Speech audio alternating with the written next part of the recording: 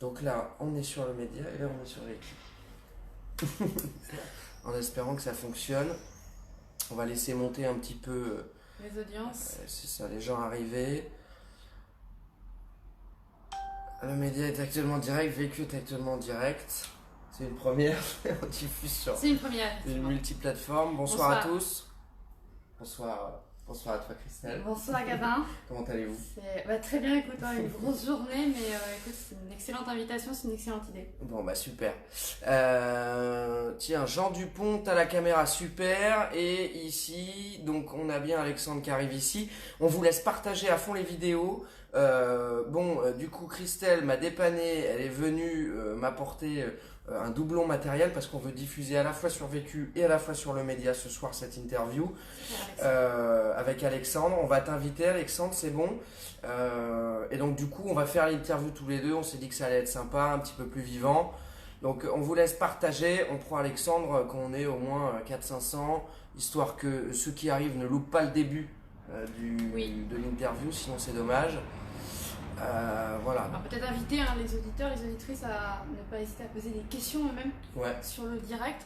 Éventuellement, on pourrait les poser notamment à Alexandre Langlois c'est ça. pendant ce direct. N'hésitez pas à poser vos questions et les modérateurs vont s'occuper de sélectionner celles qui seront pertinentes et on les posera à Alexandre. Bonsoir à tous. Salut Irène, salut Michel. Salut Florence, salut Sono. Donc on vous laisse, on laisse monter encore un petit peu puis on commence. Elles sont chiantes les notifications là. J'espère que ça va pas faire bugger le live. Généralement, non, pas sur Facebook. Est-ce que déjà vous avez un bon son, une bonne image tout le monde? Ça serait pas mal. Bon, de toute façon on va prendre Alexandre. Hop. Donc Jean Dupont ici. Voilà, donc là je viens de t'inviter. Et Alexandre Langlois. Et Voilà, donc Alexandre, t'es invité sur le média, tu peux ajouter. Ok, là t'es bon. Voilà, il est là. Salut. et Et Vécu s'est lancé aussi. Tu vas pouvoir accepter Alexandre.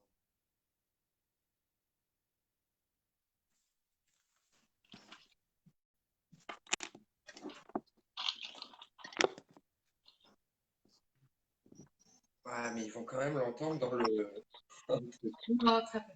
Très peu. Donc on va faire un petit test technique au niveau du son, etc. Oui, Le bruit derrière. c'est Alexandre. Ah, c'est le bruit d'Alexandre. Oui.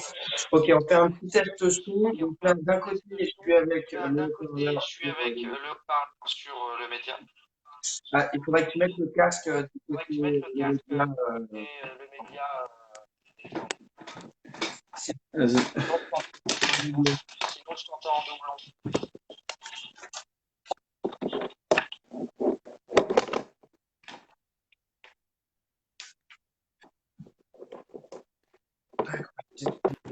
ça, je tourne aussi, et puis on est bien. C'est compliqué. Alors, Alexandre, là, tu as mis l'équipe de modérateurs de PQ. Est-ce que vous pouvez filer aux médias qui s'est lancé parce qu'il est en train de demander des nouvelles. Il n'a pas dû voir que s'est lancé Mathias. Donc, Alexandre, est-ce que tu peux parler pour qu'on voit qu'il n'y a pas de problème de son des deux côtés?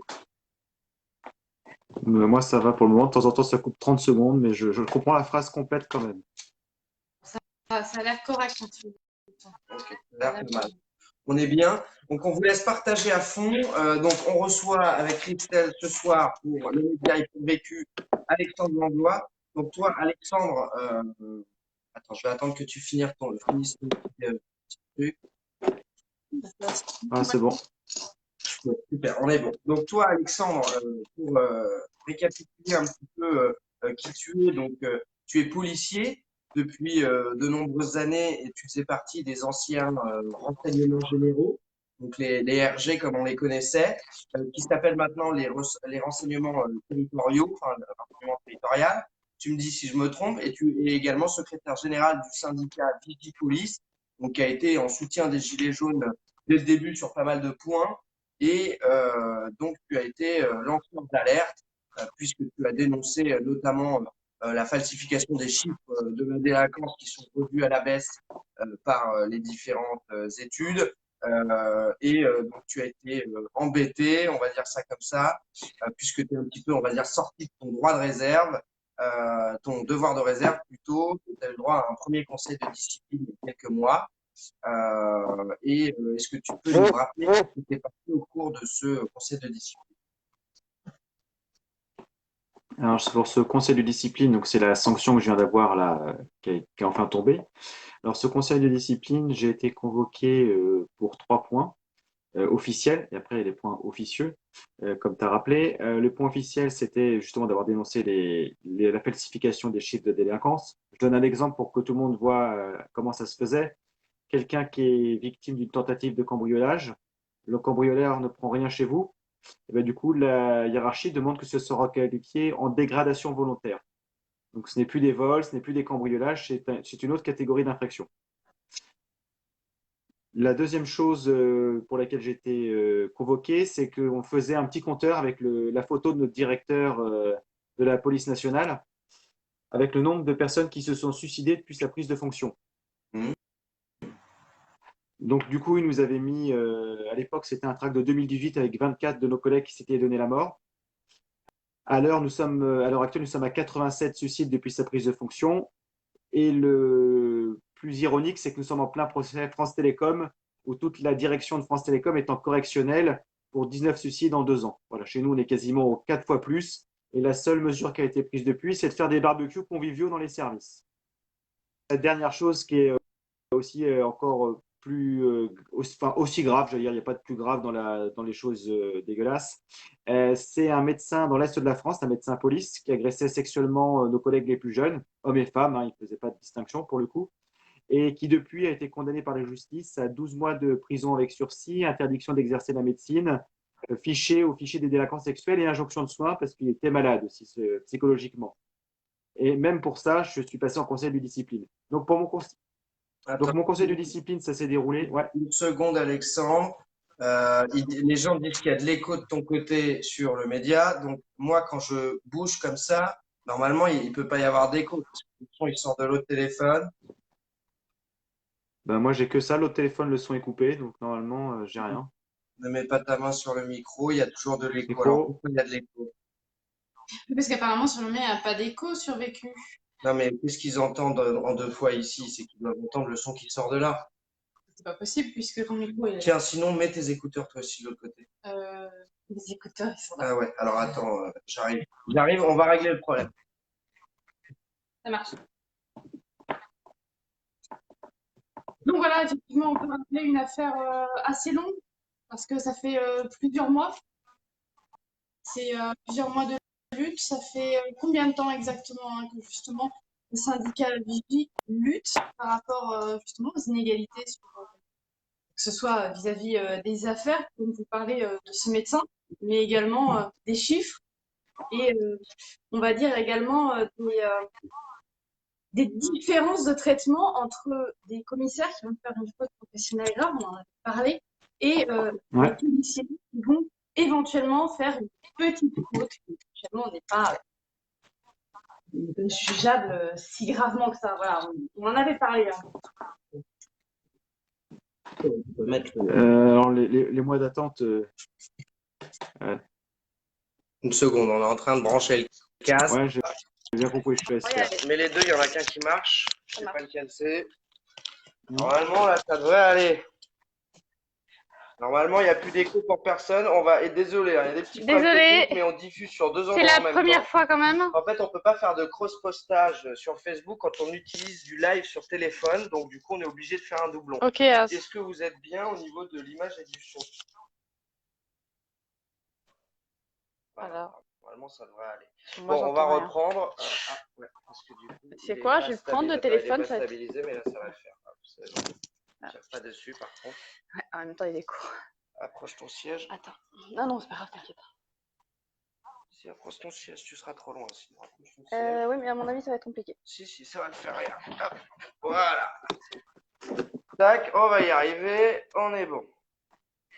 Hop. On va reprendre tranquillement. Je te laisse répondre, Alexandre, à la question de Christelle. Notre syndicat est sur des combats comme ça depuis toujours, en fait. Ça a toujours été les conditions de travail, la sécurité de la population, parce que les policiers qui ont de bonnes conditions de travail peuvent travailler convenablement pour la sécurité de tous, et surtout travailler en conscience, que les policiers qu'on défend et qu'on essaye de diffuser, parce que les gens, des fois, perdent ça, parce que à cause du management interne qui nous oblige à nous détourner de pourquoi nous sommes rentrés dans la police, on continue d'essayer de défendre nos collègues pour qu'ils puissent faire leur travail en conscience et pas qu'ils soient détournés de leur mission. Parce qu'il y a aussi deux autres choses donc, qui sont officieuses dans la sanction que je viens de prendre.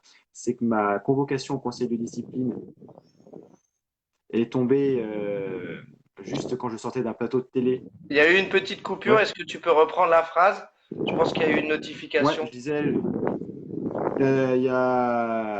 j'ai eu donc les trois choses officielles pour lesquelles je suis passé en conseil de discipline et j'ai été sanctionné. Mais la convocation au conseil de discipline était tombée un 10 janvier. Savoir qu'on était sur tous les plateaux de télévision mainstream pour expliquer notre point de vue sur le maintien de l'ordre, sur les mouvements des Gilets jaunes. Et une fois que cette convocation est tombée, nous n'avons plus jamais été invités sur les plateaux des grandes chaînes de télé d'information en continu. Grandes chaînes, c'est-à-dire qui sont le plus regardées, hein, c'est pas un jugement dans un sens ou dans un autre. Et ça a été la justification de dire, bah voilà, maintenant, on va vous faire taire sur ce sujet-là. Et la deuxième chose, c'est que pareil, même chose sur l'affaire Benalla, parce que ça les énerve sur l'affaire Benalla également. Si jamais nous n'avions pas été partie civile et n'avions pas déposé plainte contre ce monsieur, le volet judiciaire aurait sans doute été enterré par le procureur à l'époque. Et là, en fait, je suis passé dans l'émission Envoyé spécial sur l'affaire Benalla le 20 juin au soir. La sanction a été signée le lendemain sur le bureau du ministre. D'accord. Donc il y a toujours une coïncidence entre les moments où les convocations tombent et les sanctions arrivent avec les moments d'actualité où on les dérange, mais ils ne pourraient pas vraiment le justifier sur un conseil de discipline. Ouais. Après, sur mon conseil de discipline, à proprement parler, il voulait vraiment ma tête, mais grâce à la mobilisation de collègues et de gilets jaunes qui sont venus en bas me soutenir, plus quelques autres citoyens qui sont venus, ça permet de faire peser la balance, avec pareil des collègues qui surveillaient la préfecture de police où se déroulait mon conseil de discipline. J'avais bien évidemment envoyé une déclaration de manifestation, mais leur hiérarchie ne leur avait pas donné. Donc au début, ça avait pu commencer en me disant qu'est-ce que vous faites là, vous n'avez pas le droit. Donc j'ai expliqué, montré que j'avais envoyé la demande de manifestation et pour être sûr qu'on ne soit pas tourné, je l'avais envoyé à 250 médias. Je ne pas dire que ce n'était pas parti. Après, pendant le conseil de discipline, il y a une tradition. La tradition qui veut que ce soit d'abord les plus gradés qui passent et on descend jusqu'au moins gradé. Et donc, quand on est dans le même grade, c'est ceux qui sont avec un avocat qui passent avant pour que la. Pardon. Ouais, j'ai eu une coupure, moi, de mon côté. Moi aussi. Si vous voyez une coupure, j'ai eu un appel et ouais, c'est pour ça. Je reprends. Et donc, je disais, oui, donc, et quand on est accompagné d'un avocat, comme l'avocat est payé et qu'il a aussi d'autres affaires à gérer, en général, on passe en priorité. Moi, je suis passé en tout dernier de tout dernier. C'est-à-dire que, bon, en tant que gardien de la paix, je n'étais pas très haut non plus à passer dans les premiers, mais je suis passé même après les élèves gardiens de la paix, accompagné d'un avocat. Donc, c'était un petit peu stressant. La bonne nouvelle de ce conseil de discipline, en dehors de la mobilisation qui a permis d'influencer un petit peu l'administration. Il date de quand ce conseil de nouvelle, discipline, Alexandre? Pardon, oui, le conseil de discipline, c'était le 20 février 2019. Convocation au conseil de discipline 10 janvier, plus d'invitations pour parler des manifestations gilets jaunes et du maintien de l'ordre à partir de cette date-là. Et 20 février, donc conseil de discipline. L'autre bonne nouvelle et l'autre bonne surprise d'ailleurs, ça a été le syndicat Alliance Police Nationale sur Paris, qui est majoritaire. Voilà. Je tiens à saluer leur action sur ce coup-là. Et ils m'ont bien fait comprendre. On est d'accord sur plein de sujets au niveau syndical. Par contre, il a dit là, on est en train de te juger en tant que syndicaliste. Il est hors de question l'administration puisse attaquer les syndicats pour leur liberté d'expression, quelle qu'elle soit. Donc, quand il s'est arrivé le moment du vote, ils se sont levés et sont partis. Ils ont dit, nous refuserons de prendre part à cette mascarade. Et vraiment pour marquer le coup et pour aider mon avocat maintenant, ils ont bien fait marquer au procès verbal pourquoi ils partaient et pourquoi ils ne participaient pas à ce vote. Ensuite, l'administration donc, a voulu me sanctionner de 12 mois d'exclusion temporaire de fonction devant CISFERM, ce qui finalement me sera notifié là le 3 juillet. Mais le conseil de discipline n'arrive pas à se mettre d'accord sur un niveau de sanction. Donc ça veut dire qu'à la fin du conseil de discipline, le conseil de discipline a dit on n'a pas réussi à se mettre d'accord sur rien. C'est-à-dire que pas pour le sanctionner, pas pour pas le sanctionner. Donc du coup, monsieur le ministre, on ne va pas vous donner d'avis pour influencer votre décision, c'est vous qui prendrez la décision tout seul comme un grand. qu'a fait M. Castaner. Et c'est pour ça qu'on arrive à une décision politique, à mon sens, parce que du coup, le conseil de discipline a dit bah, nous, on ne sait pas quoi vous dire, donc débrouillez-vous. Et c'est un cas déjà très rare qu'un conseil de discipline n'arrive pas à se prononcer.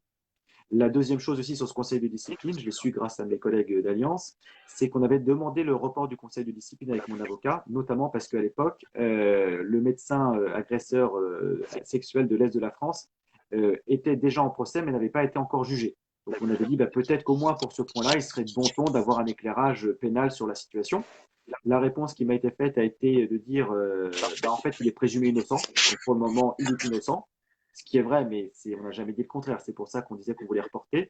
Et la deuxième chose que, par contre, les alliances m'ont indiqué, c'est qu'un report de conseil de discipline, ça n'arrive jamais. Enfin, ça n'arrive, c'est jamais refusé, pardon, excusez-moi. C'est toujours accepté de base. C'était refusé qu'une seule fois. C'est pour un collègue qui avait été condamné, hein, pas soupçonné, condamné pour viol. Ce qu'ils m'ont dit.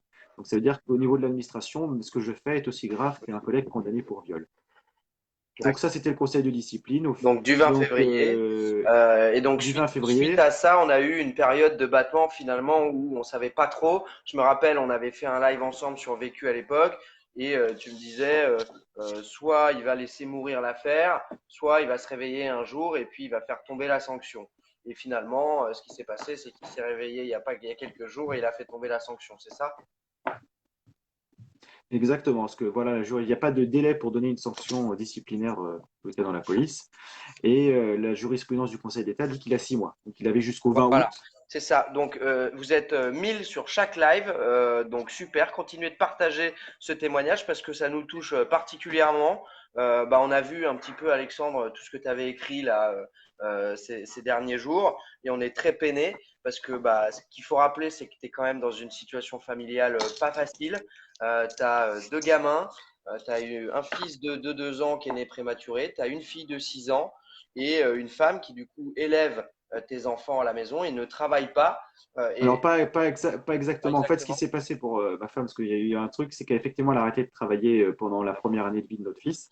Voilà, et parce qu'elle est indépendante, elle a une petite ferme équestre. Okay.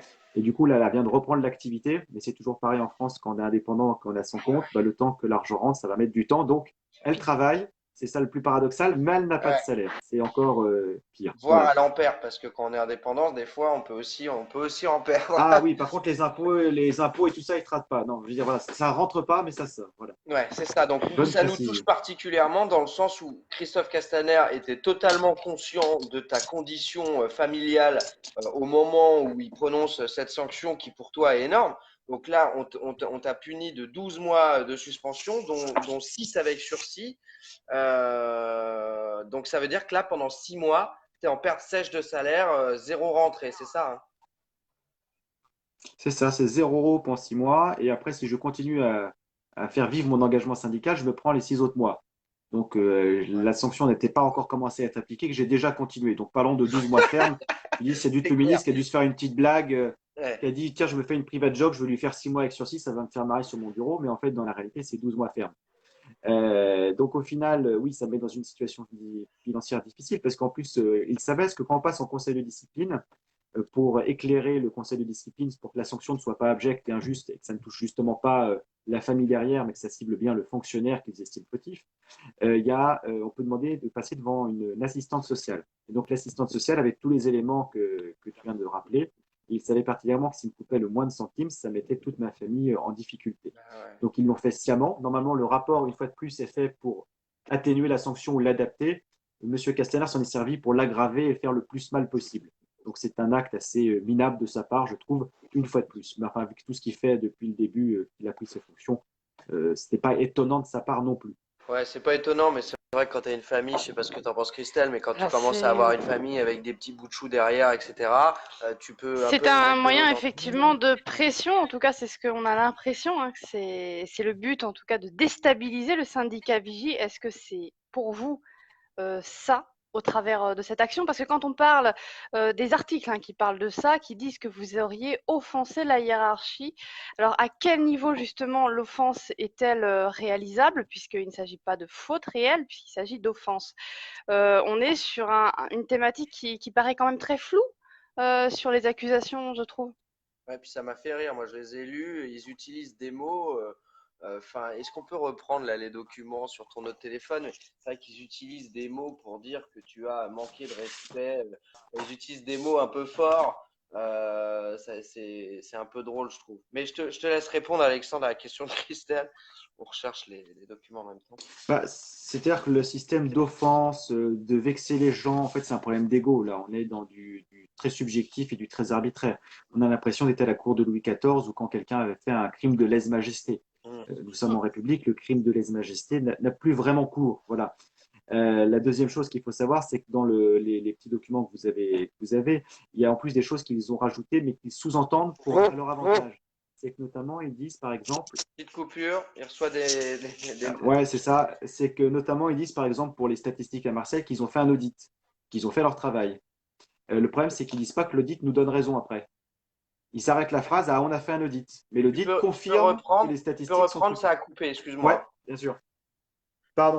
Non, donc par exemple, il y a marqué dans la sanction, ils ont dit par exemple sur le trucage des statistiques à Marseille, c'est que l'administration a fait tout son travail derrière dès qu'ils ont été informés, parce qu'ils ont fait un audit. D'accord. Voilà, c'est ce qui a marqué.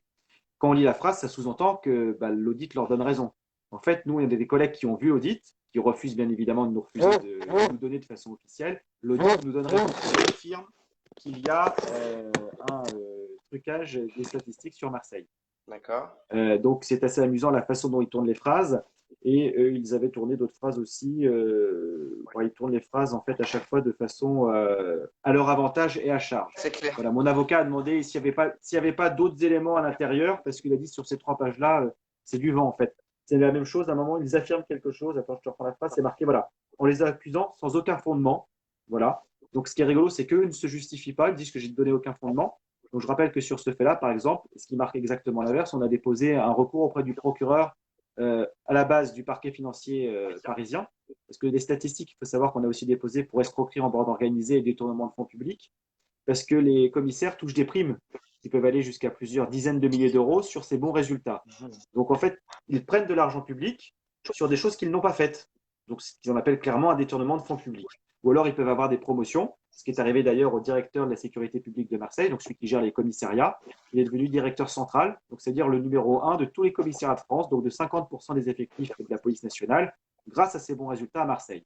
Donc au bout d'un moment, ça a vraiment des impacts sur la carrière des gens, et falsifier les statistiques a un intérêt très personnel pour eux. Et en plus de ça, nos collègues donc, ont un problème de conscience sur ce qu'ils font, et les victimes ne se retrouvent pas prises en considération assez. Mais donc en fait, même le document qu'ils ont pondu est encore mensonger jusqu'à l'arrivée. Et la dernière petite anecdote sur ce document, parce que je l'ai signé, je la raconte parce que ça me fait rire, je l'ai signé le 3 juillet, donc avant-hier, parce que monsieur Castaner devait venir à Saint-Germain-en-Laye, dans un commissariat, pour parler des retraites. Et nous, comme nous sommes un syndicat honnête et respectueux, nous avions averti sa chef de cabinet en disant on voudrait bien une invitation officielle, parce que vous nous avez encore oubliés, et sinon, de toute façon, on sera quand même là. Voilà. Résultat des courses, la réponse a été vous allez signer votre sanction au moment où le ministre vient, comme ça on est sûr que vous ne soyez pas là. D'accord. Ah, il voulait pas que tu croises Christophe Castaner. Alors, je vois Non, ils veulent effectivement pas, parce qu'on l'a croisé sur des.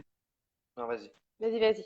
Non, je disais juste, on l'a croisé sur des déplacements des fois, parce qu'à chaque fois on arrive à s'inviter, parce que on a quand même des gens qui nous aiment bien, et à chaque fois en fait il a peur de nous.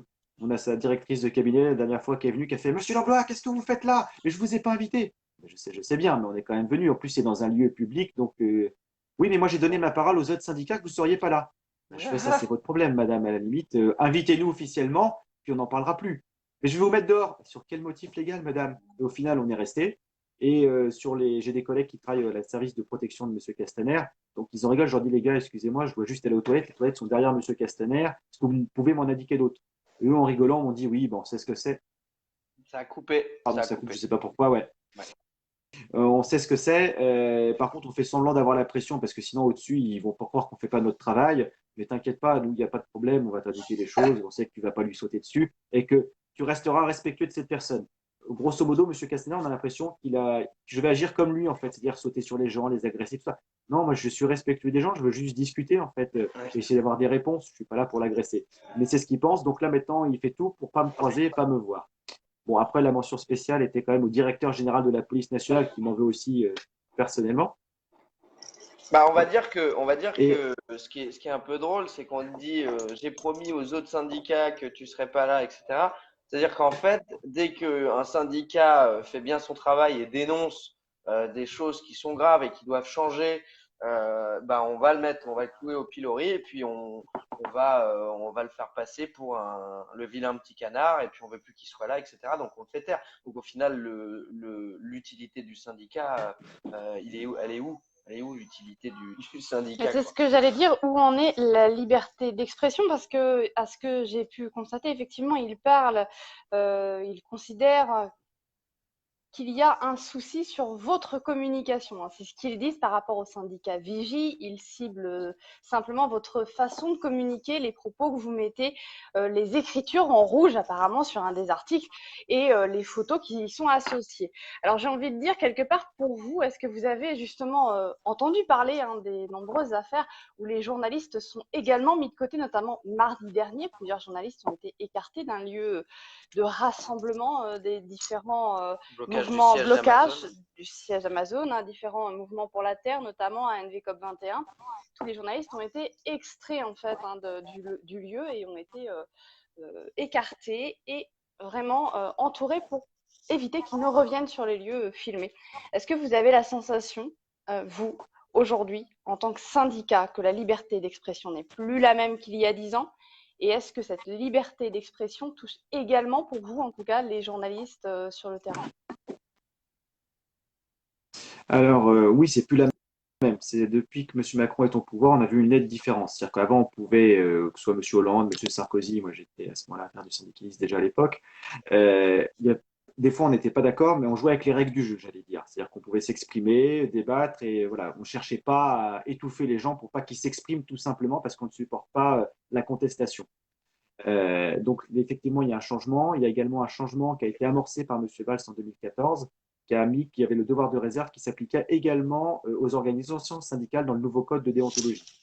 La bonne nouvelle, c'est que c'est un décret, donc ça n'a pas valeur de loi. La loi dit exactement l'inverse.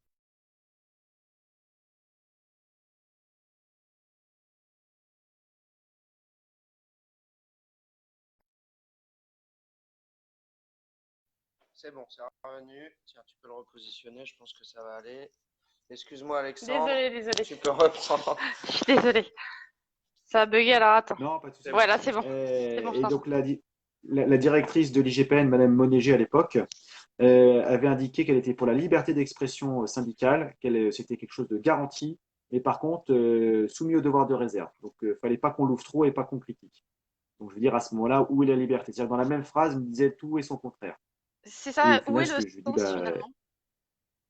je crois qu'il n'y a plus Ouais. beaucoup de sens, en fait. Non, je Il crois joue qu'on. sur les mots, sur tout et n'importe quoi. Et en fait, à force de tout déformer, on ne sait plus où on habite. Ça. Moi, j'ai l'impression qu'on est arrivé, mais à tous les niveaux de la société, hein, euh, à un niveau de réglementation tellement fort où à chaque fois on vient rajouter des trucs sur la règle, on vient là parce qu'on a un cas particulier, parce qu'on veut protéger son cul, etc. On rajoute des règles sur les règles et au final, il n'y a plus aucune règle qui veut rien dire. Il y a un texte qui dit un truc, il y a un autre texte qui dit l'inverse.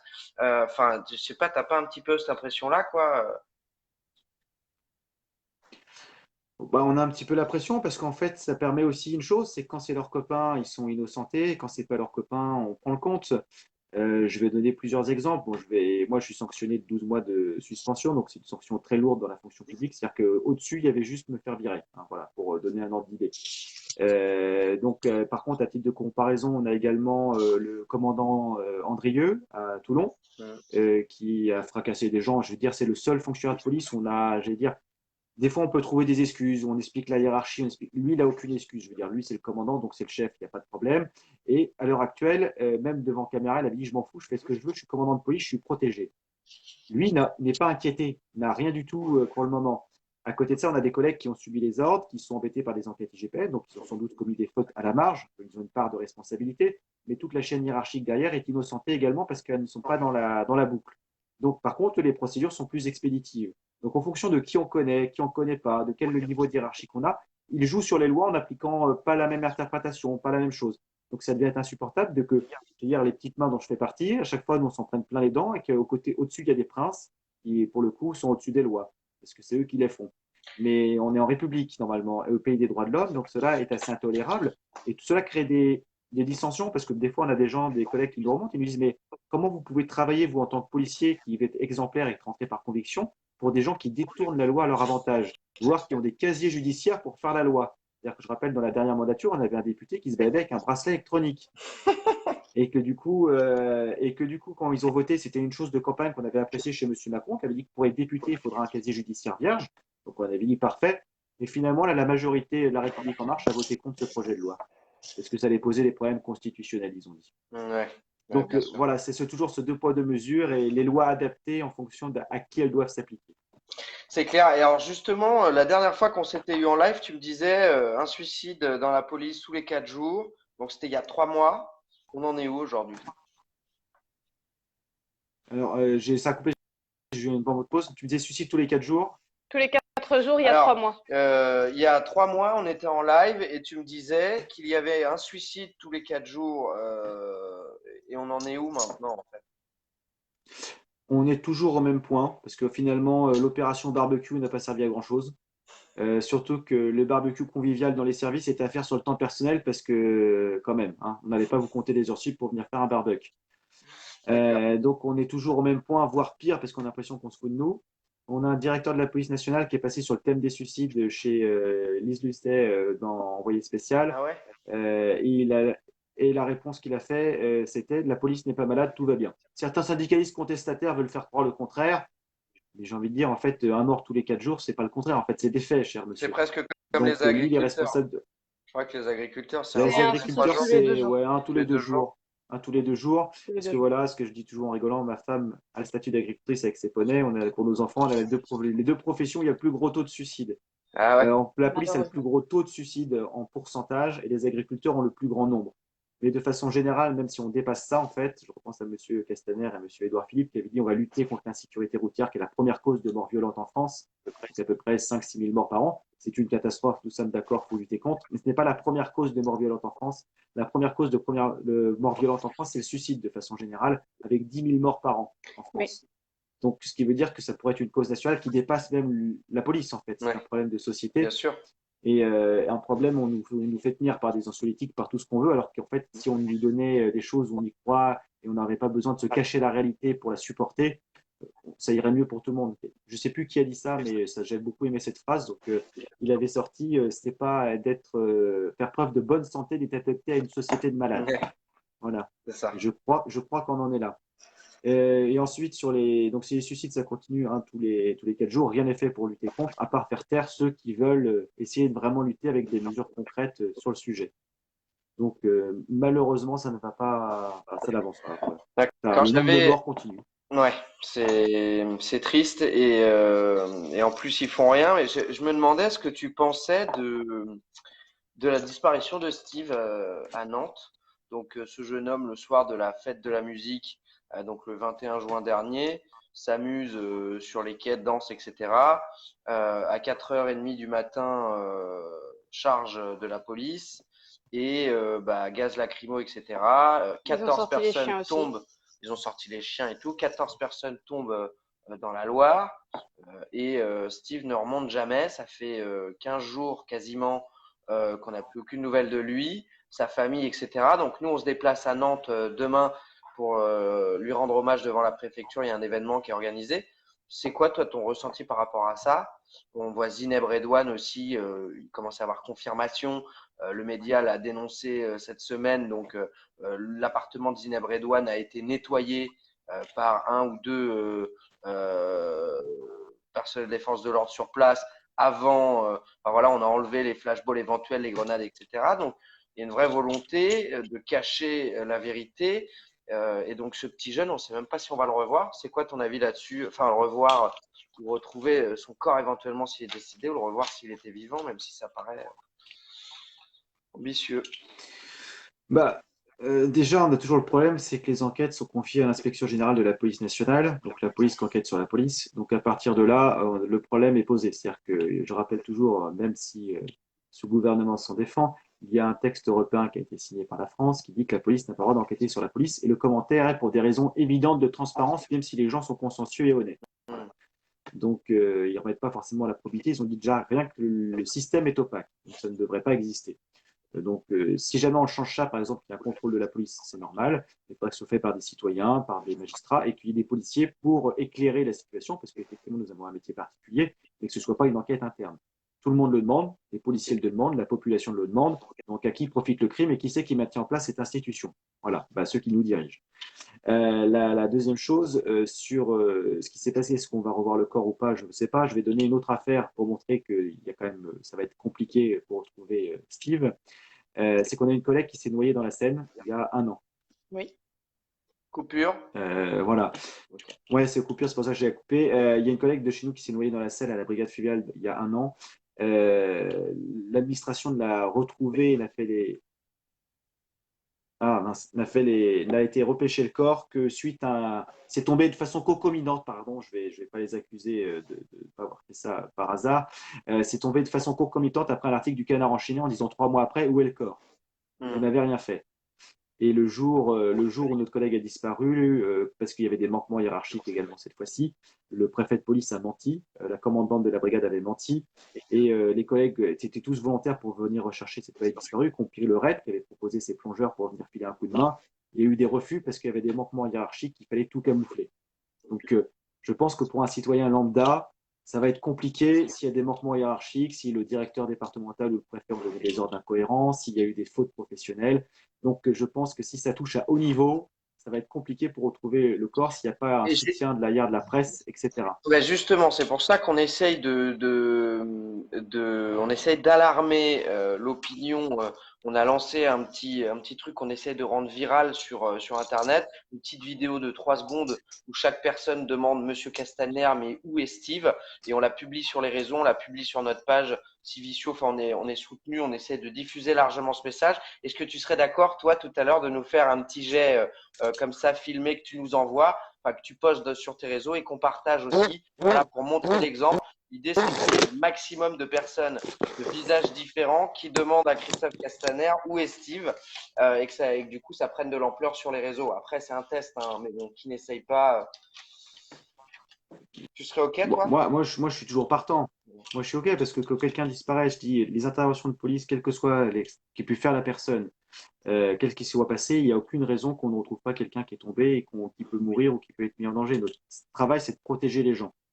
Donc, à partir de là, c'est pour ça que où est Steve, ça semble la question est intéressante. Après, s'il a fait des choses ou pas des choses, ce sera à la justice de le trancher. Ce n'est pas à l'administration police nationale, sur les ordres de Castaner, de camoufler les choses pour montrer et pour camoufler d'éventuels manquements.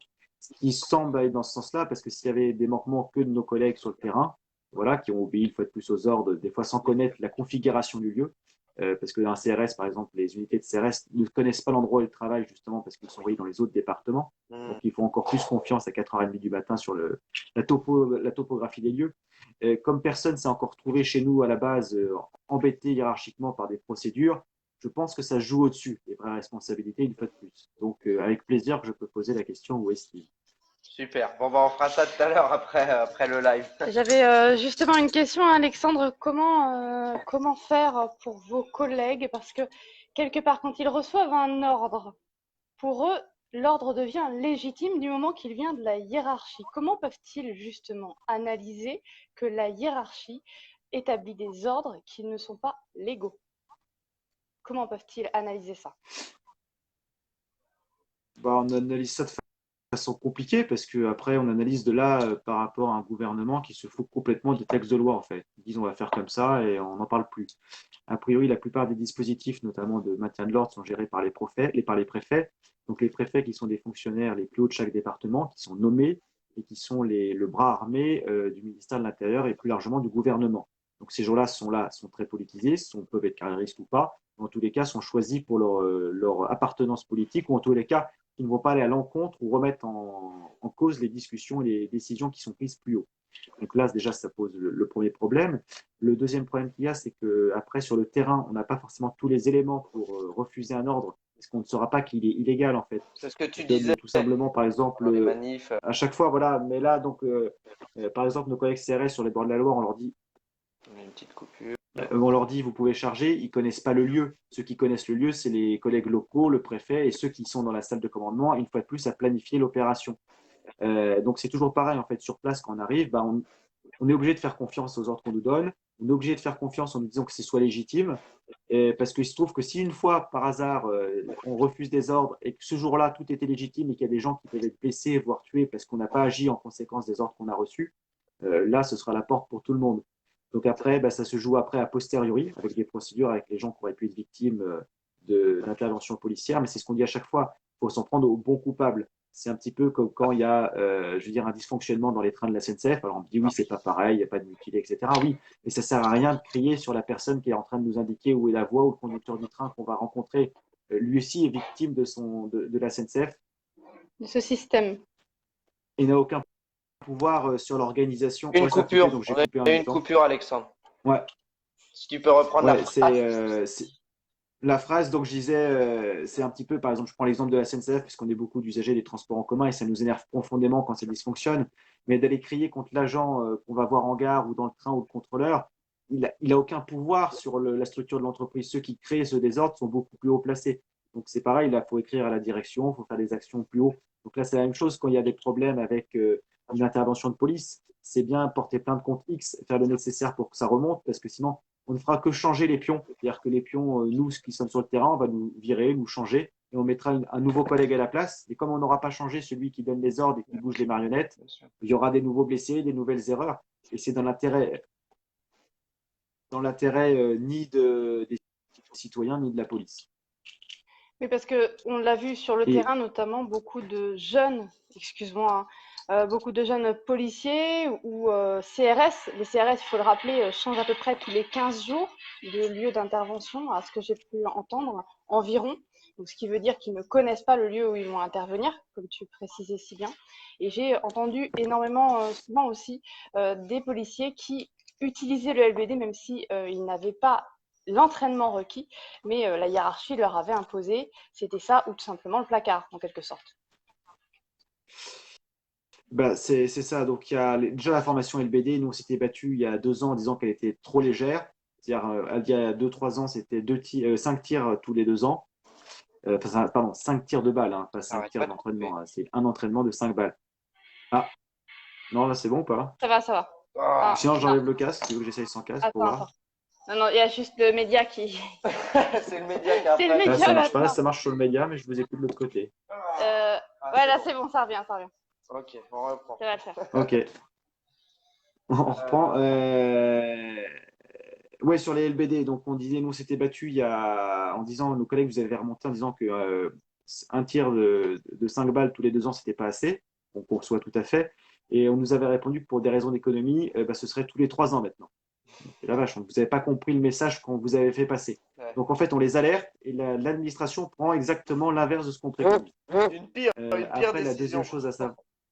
C'est du foutage de Voilà, gueule. voilà. Mais après, ce qu'il faut savoir qu'en haut lieu, ils se couvrent parce qu'ils ont fait une note de service en disant pour nous, si c'est ça, c'est que ça marche. S'il y a une faute, ce ne sera pas de notre faute. Nous, on a fait un petit écrit en disant que c'était comme ça que ça devait fonctionner. Donc, effectivement, on se déresponsabilise assez rapidement en prenant juste un bout de papier sans jamais avoir mis un doigt de pied sur le terrain. La deuxième chose qui arrive à certains collègues, qui, de ceux qu'on a eu, n'ont pas utilisé le LBD, pour le coup, on leur a dit on a besoin de LBD déployé sur le terrain. Voilà, et il y a un collègue qu'on connaît qui nous a dit bah, moi, j'ai pas l'habilitation. Et son chef lui dit réfléchis bien parce que si tu prends pas le LBD, bah, par exemple, tes congés, ils vont être décalés. Donc, bah, tu as des enfants, si tu as tes congés en dehors des vacances scolaires, ça va être un petit peu pénible. Tu vois, quand il y aura des rappels le week-end, ça va plutôt tomber sur toi. Donc, qu'est-ce qu'on fait? Bah, du coup, le collègue, il a pris le LBD, il s'est dit là, je vais reporter le problème, je vais croiser les doigts de ne pas avoir à m'en servir. Heureusement pour ce collègue, il n'a pas eu à s'en servir parce qu'il avait dit j'avais le choix entre 2 mauvais choix. Soit il pourrit ma vie familiale tout de suite et tout le temps, voilà, et j'aurai aucun recours parce qu'il dira c'est pour les nécessités de service, il n'y aura pas d'écrit, ce ne sera pas une sanction. Et s'il prenait le LBD et qu'il ne s'en servait pas, c'était la meilleure des solutions. Et s'il devait s'en servir, il aurait été tout seul au tribunal. Et là, bien évidemment, sa hiérarchie lui aurait dit on ne vous a jamais donné un ordre pareil. Mais Donc, en fait, c'est une voilà pression la pression. psychologique incroyable, quoi. Mais c'est pas étonnant qu'il y ait des gens qui se suicident. Un policier qui a pas envie de prendre un LBD, enfin, à ce moment-là, on donne le LBD à un autre policier, on l'oblige pas, on le menace pas, Alors, sur sa famille, sur ses enfants, sur ses vacances et tout. Je comprends pas. oui, la C'est question des principale, attitudes la graves. question principale, c'est qu'aujourd'hui, on est en France, en 2019. On est dans le pays des droits de l'homme, hein, tu l'as cité tout à l'heure. Question, comment est-il possible que la police nationale, qui est représentative de la démocratie française, puisse utiliser une telle pression finalement sur des êtres humains, parce que c'est quand même des êtres humains, les policiers, les policières qui sont sur le terrain, ce sont des gens qui ont une famille, qui ont des gens qui ont peut-être une maman malade, peut-être des enfants malades, peut-être voilà, une situation eux-mêmes qui va être difficile. Comment la police peut-elle utiliser des procédés de pression psychologique alors que normalement c'est tout à fait contraire aux droits de l'homme en France et tout à fait contraire également à la démocratie, et c'est pourquoi nos ancêtres se sont battus en France notamment. Alors, comment c'est possible? J'en sais rien. Après, il y a des pistes, hein. Monsieur Macron a dit à plusieurs reprises, quand il faisait sa loi sur l'état d'urgence permanent, qu'à chaque fois, on allait sortir de l'état de droit. Puis après, il faisait hop, lapsus, pardon. Collomb, qui était ministre de l'Intérieur à l'époque, avait dit aussi on va sortir de l'état de droit. Bon, très bien. Monsieur Collomb, à l'époque, était pour un doux despotisme. Donc, finalement, ils ont annoncé le programme, hein. Après, comment ils arrivent à manipuler les gens et à leur faire des choses aussi horribles, c'est que dans la police nationale, un service public, on est géré encore par des primes individuelles. Des primes individuelles qui peuvent être conséquentes, comme on a pu le voir pour les commissaires, de plusieurs dizaines de milliers d'euros, un officier quelques milliers d'euros, et pour les gens en dessous, à quelques centaines d'euros. Par contre, quand on joue des primes qui commencent à toucher plusieurs milliers d'euros, il y en a qui sont prêts à tout faire pour que en dessous, on respecte bien les cases, les consignes chiffrées, etc. On dit vous devez mettre tant de LBD, il y aura tant de LBD, parce qu'à la fin de l'année, il y a le petit billet qui va tomber. Mais cette gestion donc est catastrophique parce qu'un service public comme la police, on ne peut pas être géré sur des objectifs et des statistiques. Le résultat est fait, c'est est-ce qu'il y a un sentiment de sécurité dans la rue? Est-ce que les gens peuvent s'exprimer librement? Est-ce qu'on peut rentrer chez soi sans se faire agresser? C'est comme ça qu'on évalue un service public. Mais on est vraiment dans cette évaluation, mais elle est tellement aberrante qu'on a encore eu là, en début d'année, des collègues au commissariat de Fontainebleau. On leur a dit, mais attendez, depuis le début de l'année, vous présentez moins de personnes, vous mettez moins de personnes à disposition de l'officier. C'est-à-dire que vous travaillez moins. Vous êtes moins bon que l'année dernière, parce que vous interpellez moins. Mais ils ont dit peut-être parce que l'année dernière, on a tellement bien travaillé qu'il y a moins de délinquance, du coup. Donc vous devriez nous féliciter qu'on interpelle moins. En fait, ils veulent Ou alors que la délinquance s'est ils déplacée. veulent du capitalisme dans la police, en fait, les mecs. Ils en ont jamais, ils en ont Mais jamais c'est assez, quoi. ça. Mais voilà, donc il fallait les mêmes chiffres, soit le même nombre d'interpellations, soit que ça augmente. Donc, ils ont pris des mesures vexatoires contre cette brigade, alors, vexatoires dans leur tête, une fois de plus, parce qu'ils ont dit, bah, vous étiez en civil, vous allez travailler en uniforme. Oui, ils ont dit, on est en uniforme, on s'en fout, c'est pas une vexation, on est rentré dans la police, porter l'uniforme, c'est pas un problème. Mais dans leur tête, c'était des petites vexations. Alors qu'ils ont justement bien fait leur travail, parce qu'on est géré par des chiffres.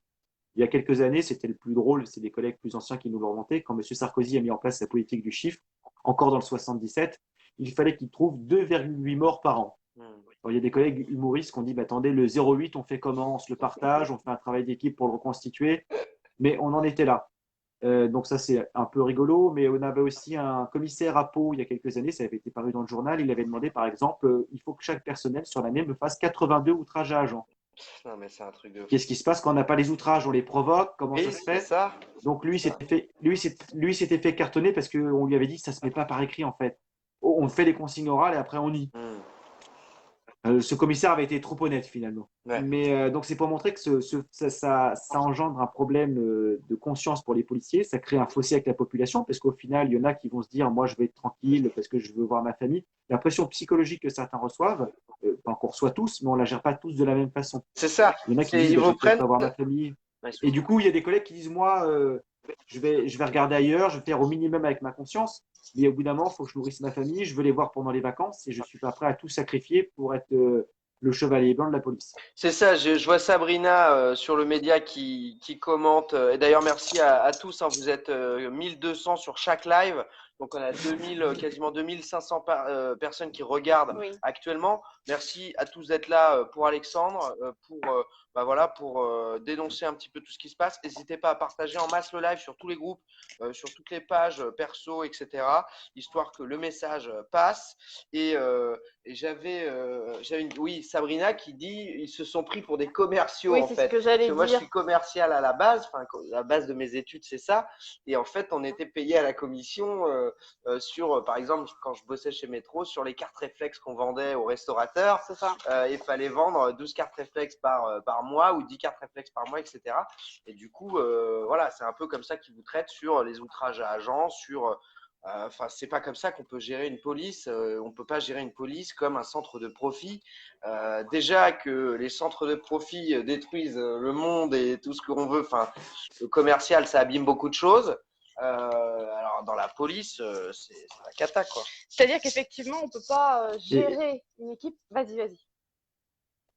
Non, vas-y, c'est juste pour rebondir en disant par rapport à la carte à plus ou tout ce que tu fais, à la limite, t'es payé pour l'avoir fait, tu as un bonus d'objectif quand tu es commercial. Donc, à la limite, mais chez nous, on n'a même pas de bonus d'objectif, à part pour les plus hauts gradés de la hiérarchie. Les autres, c'est si tu le fais pas, tu n'auras pas de bonus, mais si tu le fais, si tu le fais, tu n'auras pas de bonus, mais si tu le fais pas, tu seras emmerdé. C'est l'inverse, c'est d'où c'est le bâton. Ouais. Et emmerdé C'est-à-dire qu'en comment? fait, c'est ce que je te dis. Ils vont te dire Les tes vacances, vacances avec les tes trucs, enfants, on les te dira congés, que c'est pas d'accord. possible. Les congés, le week-end, on va te rappeler. Et en fait, ce ne sera pas des sanctions. Ils pourront toujours le justifier parce qu'il y a un manque d'effectifs en disant c'est le rappel au service, tu sais, on n'a pas le choix. Mais en fait, ils vont te pourrir ta vie familiale. Et en fait, ils vont même pas te donner un bonus. Et en fait, les gars, ils se disent au bout d'un moment, moi, j'ai envie de voir ma famille, donc je ferai le minimum syndical, mais je vais pas aller contre. Je vais aller contre jusqu'à temps que je peux. Mais à un moment, moi, je sacrifie pas tout parce que malheureusement, ils ont réussi à individualiser les causes dans la police et à fracasser les gens un par un. C'est la folie. Et du coup, moi, ma question, c'est, toi, Alexandre, ces 12 mois là qui se profilent devant toi, puisque tu le dis toi-même, enfin, si on se parle aujourd'hui, c'est que ça va être 12, hein. Du coup, ces 12 mois, comment tu vas les mettre à profit? Comment tu penses le combattre? LBD? Alors déjà, je tiens à remercier. LBD? Non, non, parce que non, moi je suis pas. Non, dernier recours, mais encore même pas pour ça. Il y a d'autres moyens plus efficaces que le LBD pour venir à bout des choses. Non, déjà, je tenais à remercier parce qu'en fait, moi, quand j'ai eu la sanction, ça m'a fait un choc, bien évidemment. Même si on sait qu'on va être sanctionné, que c'est dans les tuyaux, quand on la reçoit pour de vrai, on se dit, bah mince, en fait, on prend conscience qu'on n'aura plus de quoi manger et plus de quoi vivre. Donc là, j'ai eu la chance, tous mes collègues de mon service, y compris mon chef de service, ont été bienveillants avec moi, m'ont aidé à passer le moment, parce que je l'ai reçu à mon service. Donc je les remercie tous. Donc c'est bien un problème vraiment à très haut niveau, parce que moi, mon chef de service est un commissaire, donc c'est pas un problème de grade ou d'hierarchie, c'est un problème humain, avec les plus hauts qui sont pas humains, justement. Ouais. Voilà, et politiques. Après, j'ai ma famille, les amis qui ont appelé, et après, du coup, les réseaux sociaux. Et les gilets jaunes, les gens plus lambda, d'autres collègues, j'ai mis une cagnotte en place en disant bah voilà, je suis à la rue, je veux continuer le combat. Et finalement, ça m'a fait plaisir parce que le combat, je le mène pas pour moi en fait. On est bien d'accord. Moi, s'il y avait Bien que sûr. moi et que j'avais pas eu les soutiens, je veux dire plus larges et populaires, j'aurais dit finalement, je vais aller cultiver des patates. C'est Castaner qui a raison. C'est clair. De toute Et en fait, façon, je me dis que ça se voit quel type d'homme t'es. Personne n'en doute, hein. Mais vas-y, je te laisse continuer. donc je me suis dit, je vais continuer le combat pour l'intérêt général. Et finalement, pardon, ça a coupé. Finalement, il va s'en mordre les doigts parce que moi, j'étais à mi-temps syndical, j'étais 50% dans mon service, 50% détaché syndical, par choix d'ailleurs, pour toujours être connecté avec le terrain. Au final, je vais faire, grâce à tous les gens qui se sont montrés solidaires, que je profite pour remercier s'il y en a qui regardent, etc. Là, j'ai quasiment un an de salaire qui est sur la cagnotte. Déjà? Donc, ce qui Attends, veut t'as dire que je vais combien sur pouvoir la faire cagnotte? à 20 C'est 000. bien. Mais attends, je Mon l'ai vu salaire annuel, hier, c'est je l'ai 27 vu 000. hier, il y avait 2 000 € dessus. C'est la même cagnotte? Ouais, Ah, c'est génial. Bah justement, les modérateurs, si vous pouvez prendre le lien de la cagnotte sur les deux, je vois que sur le Sur vécu, les vous l'avez deux, fait. ouais. Si vous pouvez le faire sur le média également, bien mettre la cagnotte d'Alexandre Merci les épinglée modérateurs. pour que chaque personne puisse cliquer dessus, aller voir un petit peu ce qui est écrit dedans et participer à hauteur de ce qu'il peut et s'il le veut pour aider Alexandre à continuer le combat pendant les 12 mois là qui vont suivre. Ah bah c'est super. Mais c'était 2500 hier, j'ai pas donc halluciné.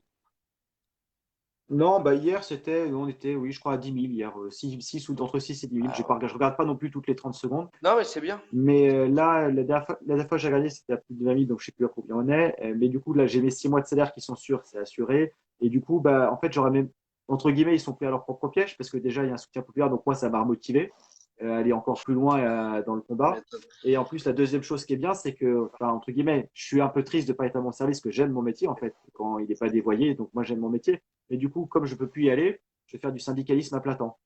Je serai 100% sur le combat syndical, à défendre les conditions de travail, dénoncer le dysfonctionnement. Finalement, ils vont être pris à leur propre piège. Ouais. Et ce qui est amusant, c'est que là, il y a le Parisien qui a fait un petit article cet après-midi. Mais ce qui est intéressant dans ça, ils ont interrogé le ministre de l'Intérieur et la direction générale de la police nationale pour savoir ce qu'ils en pensaient de tout ça, vu que comment ça tournait.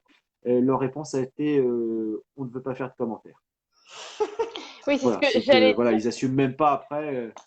c'est ce que j'allais dire. Finalement, est-ce que c'est pas une situation à contre-courant quelque part? Est-ce que ça risque pas de se retourner contre eux, justement, cette réaction qu'ils ont eue? C'est ce que ça. Pour le moment, c'est déjà fait en fait. C'est déjà fait parce que il y a plein de gens qui ont envoyé des messages de soutien spontanément dès qu'ils l'ont su. Finalement, je vais pouvoir faire du syndicalisme à plein temps. Après, s'il y a plus, on va pouvoir lancer encore plus de procédures judiciaires pour se battre contre les dysfonctionnements au sein de la police nationale. Voilà, parce que je ne vais pas me faire construire une piscine, que tout le monde se rassure. Il y en a qui va poser une question s'il y a plus de sous, comment ça se passe. Non, ça va être utilisé pour le combat et voilà, vous ne paierez pas partir aux Bahamas ou aux îles Caïmans. Du coup, pour le moment, ça se retourne contre eux. On va falloir faire encore plus de choses qu'avant, donc tant mieux. Montre qu'il y a bien un soutien populaire. Finalement, le premier flic de France, M. Castaner, est le plus mauvais ministre de l'Intérieur qu'on ait eu depuis la Ve République. Donc là, ça met vraiment le fossé, la différence entre les policiers de base qui veulent faire leur boulot et un ministre complètement déconnecté qui est là pour sa gueule. C'est clair. Alors, j'ai une question. Au sein de ton syndicat Vigie, qu'est-ce qu'en disent les autres policiers comment dire, je vais y arriver, je suis un peu fatigué, qui font partie de ce syndicat. Qu'est-ce qu'ils en disent de la décision qui a été prise à ton encontre et comment vous allez travailler ensemble dans les mois prochains? Est-ce que ça va changer des choses à ce niveau-là ou pas? Ça ne va rien changer à part que je serai à 100% au syndicat. Donc en fait, ce que dans notre syndicat, nos statuts, on les a fait bien évidemment en prévoyant tous les coûts de l'administration. Et on a dit que en fait, on n'accepterait pas une sanction d'un collègue, quel qu'il soit. Bon, il se trouve que là, c'est la mienne, mais ça a marché pour d'autres collègues. On disait, on ne va pas vous renvoyer de votre mandat syndical, on ne va pas vous rayer des adhérents si vous étiez adhérent, parce que ça veut dire qu'on cautionnerait toutes les décisions arbitraires de l'administration. Donc, tant que toutes les voies de recours ne sont pas épuisées et que je suis reconnu coupable d'être un dangereux méchant, je resterai à la tête du syndicat. J'ai été reconfirmé par le bureau du syndicat Vigie en disant tu restes à ton poste, on est tous derrière toi et on y va. Il y a des collègues qui sont sympathisants, qu'on avait aidés sur des dossiers, qui ont pris le temps d'envoyer un petit message, qui ne sont pas forcément adhérents.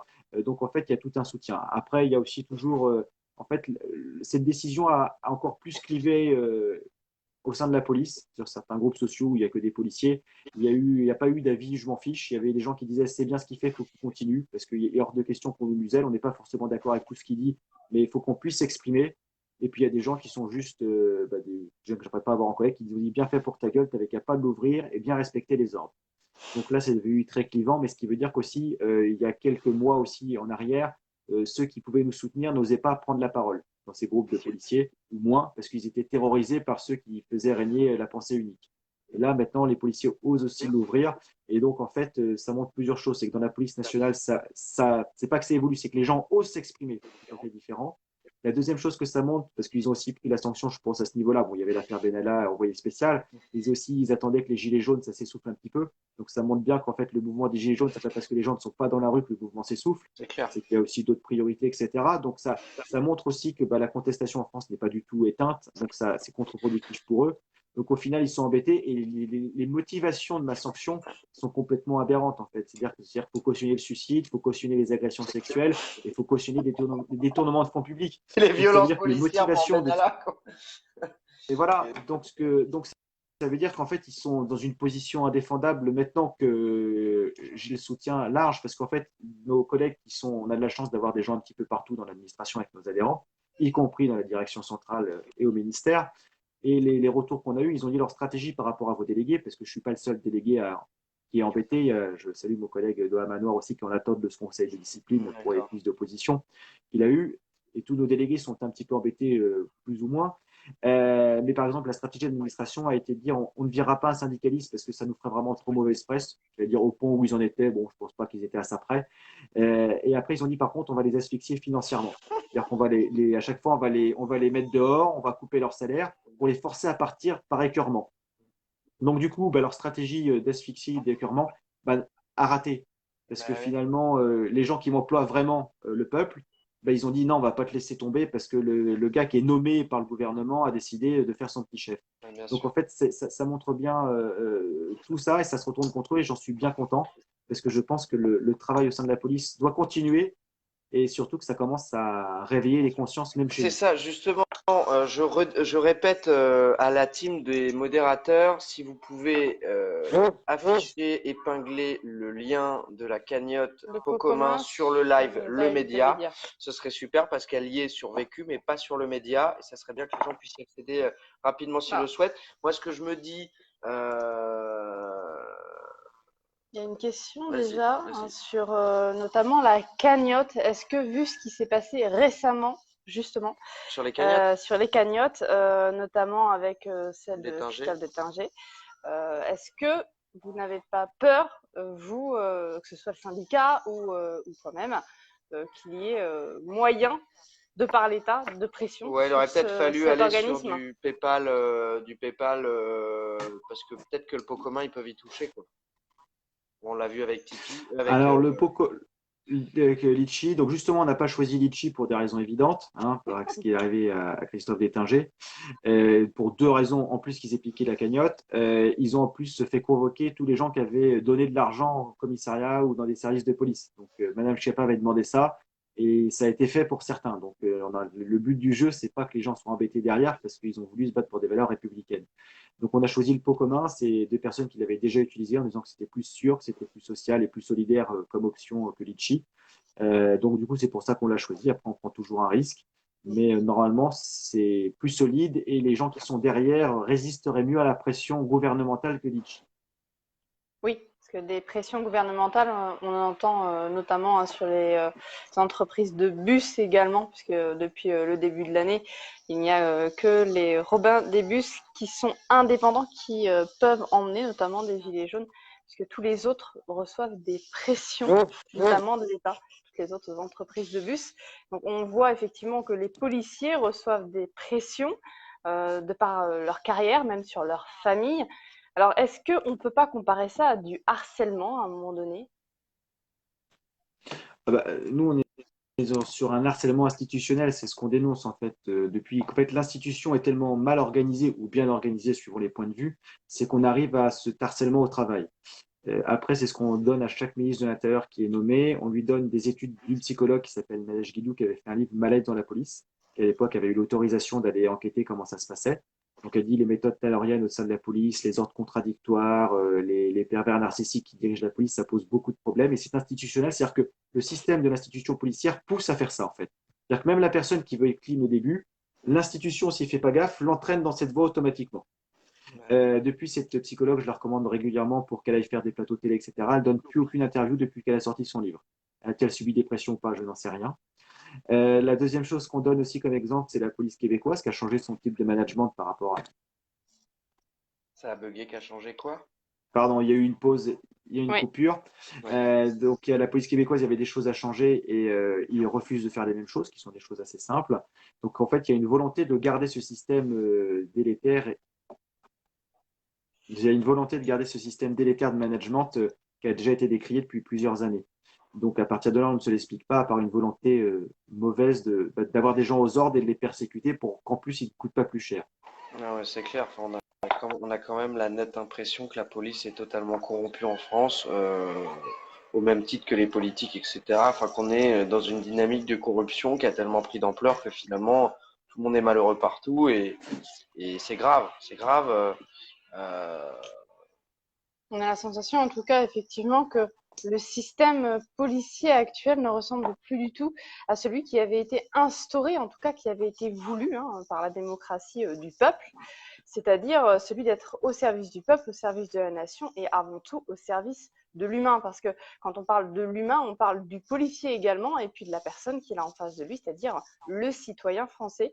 Là, on est réellement dans une situation où le policier est broyé par le système, littéralement, et le citoyen est broyé également par le système, mais via l'utilisation, quelque part, sur les manifestations, notamment, du policier. oui, et puis sur les routes, c'est pour les PV, et puis enfin, on utilise le policier pour aller allumer le citoyen dans tous les sens du terme, et du coup, le policier, bah, c'est pas ce qu'il voulait faire à la base, j'imagine. Bon, à part pour les timbrés, Ah non, je mais confirme. il y en a une petite Voilà. partie. Mais enfin, c'est un truc de fou. Justement, quelque part, Alexandre, qu'est-ce qui, toi, t'a poussé à rentrer dans la police à l'époque? Tu joues aux gendarmes voleurs? Alors moi, non, moi, c'était pas un rêve d'enfance d'être policier. C'est venu un petit peu sur le tard. Je faisais des études de droit, voilà, et puis je voulais être juge ou avocat. Puis notre prof nous a dit, mais rassurez-vous, le droit, c'est de la blague en fait. C'est celui qui a le plus d'argent ou qui connaît le juge ou qui a des relations qui va gagner son procès. Alors j'ai fait merde, donc c'est pas ça que je veux faire. Et pendant mes études, donc j'étais agent de sécurité de nuit, voilà, pour payer les études. Et avec un autre collègue agent de sécurité, lui, il a passé le concours de police et il est rentré.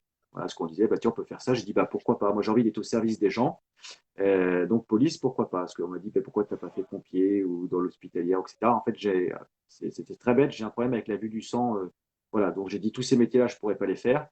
Et par contre, faire du renseignement dans la police où je suis, c'est ce que je voulais faire, c'est tout à fait possible. Je voulais être au service des gens et être utile à la société. J'ai pas écouté mon collègue qui s'appelait Pascal, qui est un pote également maintenant, et il m'a dit surtout rentre pas dans la police. Il est rentré un an avant moi, c'est pas ce qu'on imaginait. Défendre la veuve et l'orphelin, c'est pas leur priorité. Défendre leur carrière, c'est plutôt ça. Bon, bien évidemment, comme on a pu le constater, je n'ai pas écouté ses conseils, je suis devenu policier, et j'ai constaté ce qu'il m'avait annoncé était parfaitement vrai. C'est qu'on a détourné complètement des missions et des convictions pour lesquelles on est rentré. Mais bon, donc la motivation était de défendre les gens, utile à la société, pour que les gens puissent vivre tranquillement, garantir les libertés, que les gens puissent exprimer des opinions diverses et variées. Enfin voilà, garantir la liberté de chacun. Parce qu'il y a une chose qui m'énerve profondément, c'est quand un politique ou n'importe quel idiot dit la première des libertés, c'est la sécurité. J'ai envie de dire non. La sécurité garantit les libertés, mais ce n'est pas du tout une liberté en elle-même. Donc à partir de là, moi c'était ça, c'était que les gens puissent vivre librement et puissent circuler librement, enfin puissent avoir une vie épanouie en toute sécurité sans être embêtés par les quelques personnes déviantes ou qui choisissent volontairement la voie délictuelle et criminelle parce qu'ils viennent perturber la tranquillité commune de tous. Voilà, c'était mon objectif et malheureusement c'est pas l'objectif des gouvernements successifs que j'ai pu avoir en place. Pour l'instant, tu l'as pas franchement atteint ton objectif. Liberté des opinions dans le respect de chacun, finalement. C'était le but de cette mission. C'était un peu ce qu'on a pu voir chez d'autres policiers, chez d'autres gendarmes notamment. C'est une valeur qui se retrouve chez certains. Malheureusement, on peut dire pas partout. On l'a vu avec Alexandre Benalla, on l'a vu également avec d'autres policiers. Il y en a, pour faire les costauds, quoi. Où effectivement il y a du zèle. Alors, comme on l'a dit, c'est difficile pour vous sur le terrain de faire la différence entre un ordre légitime et un ordre illégal. C'est d'autant plus compliqué que quand on a 22 ans, 24 ans, qu'on est dans la police. Quand on est jeune, justement, le rapport à la hiérarchie se fait comment? Intéressante question. Le rapport à la hiérarchie, donc on est déjà formaté dès les écoles de police, quel que soit le niveau du concours qu'on passe. On nous formate dès l'école de police. Je vais donner un exemple très parlant, parce que ça me touche aussi personnellement. Il y a mon petit frère qui est rentré dans la police. Il a commencé adjoint de sécurité et il se trouve qu'il est en ce moment à l'école de police. Il est aussi au syndicat chez nous. Mais pareil, il n'a pas suivi les conseils de son grand frère qui lui avait dit « rentre pas, tu vas voir, c'est pas ce que tu imagines ». Bon, il a constaté lui aussi par lui-même. Mais par exemple, à l'école de police, il s'est interrogé sur, en fait, quand il y a des concours nationaux, des examens nationaux, donc pour éviter toute suspicion de fraude, la plupart arrivent sous scellé. Ils sont ouverts devant les élèves pour qu'ils passent l'examen. Enfin, comme tout examen d'État en général, ça arrive sous scellé pour pas qu'il y ait des sujets qui soient tirés avant ou qu'il y ait une suspicion de fraude. Il a posé la question, un des sujets est arrivé ouvert. Tu peux reprendre, ouais, ça a coupé. Ouais, donc il y a eu un des sujets, un des contrôles nationaux qui est arrivé sans être fermé sous scellé. Donc il a posé la question, il a dit je voudrais juste savoir pourquoi ils ne sont pas sous scellé, est-ce qu'il y a une raison? Alors la raison numéro 1 qui a été évoquée, ça a été de dire que la direction nationale l'a envoyé par mail et qu'ils l'ont imprimé, que c'était plus facile.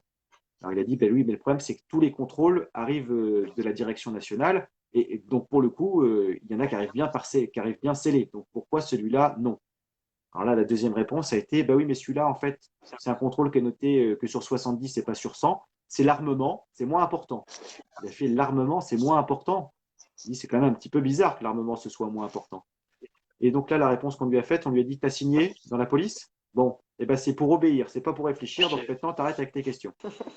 Voilà. C'est Du impressionnant. coup, donc il s'est pas démonté. Il a fait un petit rapport par écrit, comme tout fonctionnaire a le droit de le faire. Une fois de plus, pas pour incriminer sa hiérarchie, pas pour mettre en cause les gens, juste pour avoir une réponse logique à la situation. Et qu'on lui dise, bah, c'est comme ça pour ça, ou il y a eu une erreur, ou voilà, il y a des directives sur ce type de sujet. Enfin, il voulait juste avoir une référence ou une explication logique. Donc, il fait son rapport. 10 minutes après, il est convoqué chez son major. Il fait tu comptes quand même pas que je le transmette, ce serait mieux pour toi. Si je le transmets, tu vas voir, moi, ça va mal se passer, tu vas avoir des difficultés dans ta carrière. Tu n'es encore qu'à l'école de police, tu as un élève, tu n'es pas là pour réfléchir. Il y a des gens en haut lieu qui s'en occupent pour toi. Donc maintenant, me dis que je le transmets pas, ça ira mieux pour toi. Et il dit ben non, en fait, vous voyez bien que je l'ai adressé à monsieur le commissaire de l'école, donc je vous demande de le transmettre. Bon. 2 jours après, convoqué par son capitaine. Non. Donc son capitaine lui dit quand même on va pas le transmettre, ça va, vous avez la grosse tête, vous êtes qui pour faire un rapport pareil? En plus on s'est renseigné, hein. On a vu que votre frère c'était Alexandre, donc il doit vous manipuler parce que vous êtes trop bête pour écrire un rapport par vous-même. Alors déjà c'est Non. très insultant pour mon petit frère qui l'a fait en plus tout seul, hein, je le dis voilà, il n'avait pas fait ça par vocation syndicale non plus parce qu'au début je n'étais même pas au courant, il faisait juste ça pour avoir une réponse à sa question. Et au final, on lui a dit, mais si vous vouliez donner des ordres, il fallait devenir commissaire. Et puis de toute façon, là, vous êtes là juste pour obéir. Et surtout, souvenez-vous, moi, je suis capitaine de police. À la fin de l'année, je siège au jury d'aptitude professionnelle et je ne vais pas vous oublier. Voilà. Donc, en fait, ça, c'est l'école de police pour nous apprendre la discipline et la hiérarchie. Donc, imaginez quand on doit contester vraiment un ordre illégal. Là, c'était juste une demande d'explication. Mais si quelqu'un doit faire pour un ordre illégal, ils vont déployer ça x 10. Mais est-ce qu'il n'y a pas aussi cette espèce d'environnement un petit peu, je sais pas trop comment le définir, mais très mec ou même un petit peu comme il va y avoir quand on est un bandit. Enfin, l'idée c'est de pas balancer son copain ou de pas parler sur ce que fait le collègue ou le machin parce que c'est un petit monde en vase clos et finalement il y en a qui décident, il y en a qui obéissent et puis finalement il y a un petit peu j'ai Faut l'impression dans la rentrer dans le police, moule. ouais, il y a un petit peu ce truc où on va te dire que si jamais tu te plains ou si jamais tu dénonces quelque chose qui est pas bien, finalement, tu es une balance et puis tu fais pas partie de l'équipe. Cette équipe soudée de policiers qui se fait confiance, qui va sur le terrain ensemble. Enfin, on a l'impression qu'il y a un petit peu ce truc-là. Est-ce que je me trompe? Ça dépend des endroits. C'est toujours pareil. Les policiers sont des êtres humains. Donc, il y a des endroits, ça va se passer exactement comme ça. Ils vont mettre au banc celui qui va l'ouvrir parce qu'en fait, le corporatisme malsain, j'allais dire, c'est comme tu es policier, tu as le droit de faire ce que tu veux, on sera toujours solidaire. Alors que moi, je pense qu'un bon esprit corporatiste, c'est justement quand il y en a un qui fait des actions répréhensibles, c'est justement de l'écarter pour éviter que tout le monde pâtisse de ses actions. Voilà, mais il y a deux conceptions du corporatisme. Donc, il y a des endroits où ça va bien se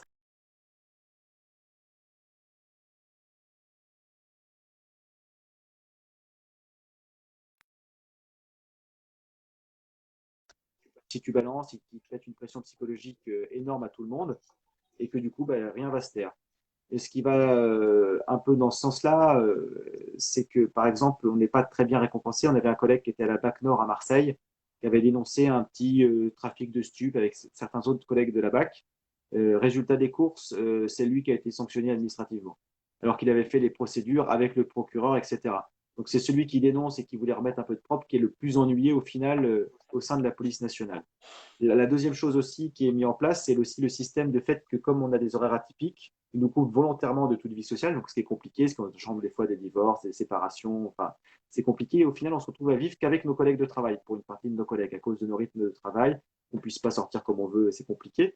Donc après quand on vit dans un tout petit vase clos, c'est aussi compliqué de se brouiller avec les gens avec qui on va vivre finalement quasiment toute notre vie. Et si on se brouille avec eux, c'est-à-dire qu'on n'a plus rien du tout. Et là, on n'a plus qu'une seule sortie, c'est de se tirer une balle, malheureusement. Parce que rien, ça ferait pour nous empêcher de le faire.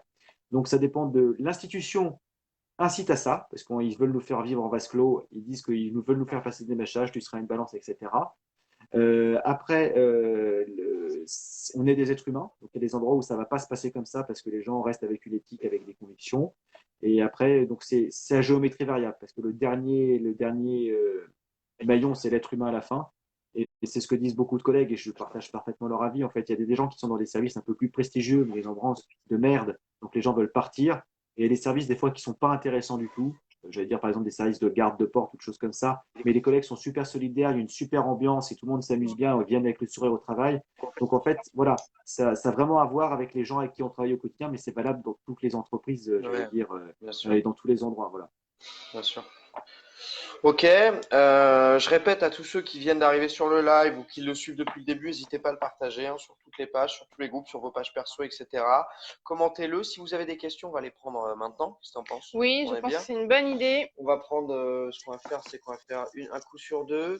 Alors, j'ai déjà posé la question concernant le pot commun. Voilà, si vous avez des questions, allez-y, balancez-les. Et les modérateurs, donc, vous avez un lien là qui est affiché, mais les modérateurs On vont a parlé l'enlever de le temps l'omerta tout à d'afficher l'heure.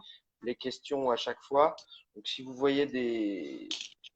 Vas-y, on va prendre des questions. Alors, j'ai entendu quartier nord de Marseille. Là, ici, il y avait marqué où à Marseille. Attends. Quel quartier? Police nationale n'intervient pas. Alors, il demande à peu près vers quel quartier la police nationale n'intervient pas. Non, non, ou à Marseille, quel ou à quartier, Marseille. car la police C'est ça. nationale n'intervient pas dans les quartiers nord. Qu'est-ce que tu racontes? Tu as parlé d'un truc à Marseille, c'est ça? Oui, oui, à Marseille, oui. À Marseille, c'est ce qui a été dénoncé par le syndicat Vigie. Et D'accord. Alexandre en a parlé tout à Ah l'heure. oui, d'accord. Donc c'est à toi qui pose la question. Tu C'était comprends la question? concernant, c'était effectivement, alors je pense que c'est Alexandre qui pourra nous aiguiller, même si et effectivement, j'aurais pas tous les détails en tête. Les détails, je dois les Non, avoir mais sur sinon on le passe à une autre rapport. question, ça va être trop compliqué, hein. T'as compris la question ou pas, toi, Ah, vas-y, Alexandre? repose la question. Comment? C'est juste un petit peu coupé, c'est que j'ai mal entendu la question plus que pas. Ah, vas-y, Redis là. C'était à peu près vers quel quartier était touché par, comment dire, le fait que la police n'intervenait pas. Moi, c'est ce que j'ai cru comprendre sur la... Ah, Laisse tomber, Et c'est pas encore, clair, c'est pas clair. Est-ce que tes collègues commencent ouais, mais après, à ouvrir les yeux? ça Voilà une c'est question mieux. claire. une question, bah, c'est ce qu'on disait, oui, c'est ce que j'ai pu voir justement avec ma sanction. C'est qu'il y a beaucoup de collègues qui, du coup, ça a été très clivant, donc il n'y a pas eu de. On regarde ailleurs. C'est soit les gens commencent à ouvrir les yeux et soutiennent, en fait, en disant c'est inadmissible ce qui arrive et que du coup, on ne peut pas travailler pour des gens comme ça. Et d'autres qui ont dit c'est normal, tu as signé pour obéir, tu n'aurais jamais dû l'ouvrir. Bon. Donc il y a une partie des collègues qui ouvrent les yeux, ou plus exactement, c'est pas qu'ils ouvrent les yeux, c'est ce que je disais tout à l'heure, c'est qu'ils osent exprimer leur opinion. Parce qu'en fait, ils ont tellement peur de l'exprimer qu'ils n'osaient pas le faire. Donc là, ils osent un petit peu dans des groupes fermés. Et maintenant, il va falloir faire le travail pour qu'ils aillent plus loin et qu'ils retrouvent la valeur du travail pour lequel ils sont engagés. Parce que beaucoup de policiers ne se retrouvent pas dans ce qu'on leur demande de faire, avec les conséquences graves, parce qu'on parle des suicides, mais aussi les dépressions, les burn-out. Et il y a plein d'autres maladies avant d'en arriver là.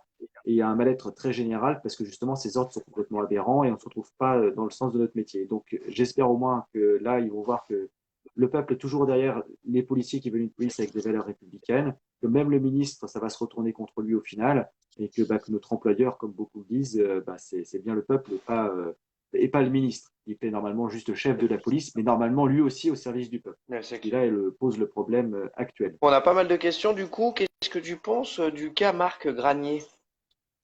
C'est le CRS qui avait fait des révélations.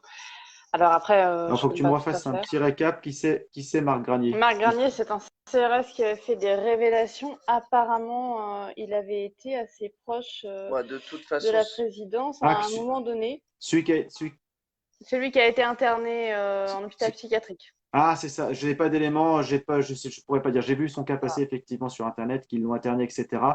Je le connaissais pas. Personne de nos adhérents le Moi non connaissait non plus. Donc pas la moindre idée sur la situation. Voilà. plus. Ouais.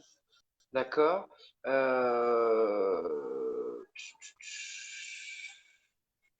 Thème agent provocateur dans la police, policier déguisé en black bloc, une réalité ou une fiction? De ce qu'on a pu voir, il n'y a pas d'agent provocateur, il n'y a pas d'agent infiltré. Enfin, infiltré, si, parce que, entre guillemets, c'est le travail de la police aussi d'être dans la manifestation. C'est-à-dire que des fois, on a pu voir des policiers rentrer dans les manifestations en civil, s'équiper derrière un camion, etc. Ce qui est vrai. Il n'y a pas de faute professionnelle, parce que justement, ils sont dans la masse pour essayer de repérer les actes délictuels et criminels. Normalement, c'est leur mission.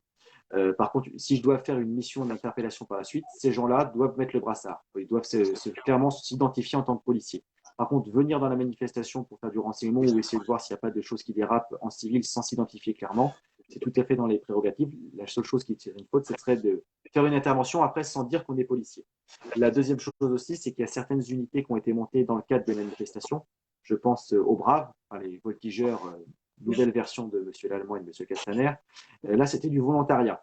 Donc évidemment, des unités comme ça qui sont sur base de volontariat attirent une certaine catégorie de personnel. Voilà. Ah, Donc là, d'accord. ça n'est pas dans une unité constituée ou dans un commissariat. Voilà.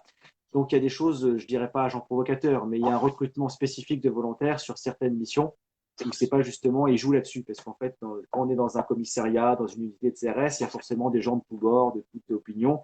Et finalement, ça fait un mix, une moyenne qui permet d'avoir quelque chose qui reste encore cohérent avec nos missions. Voilà.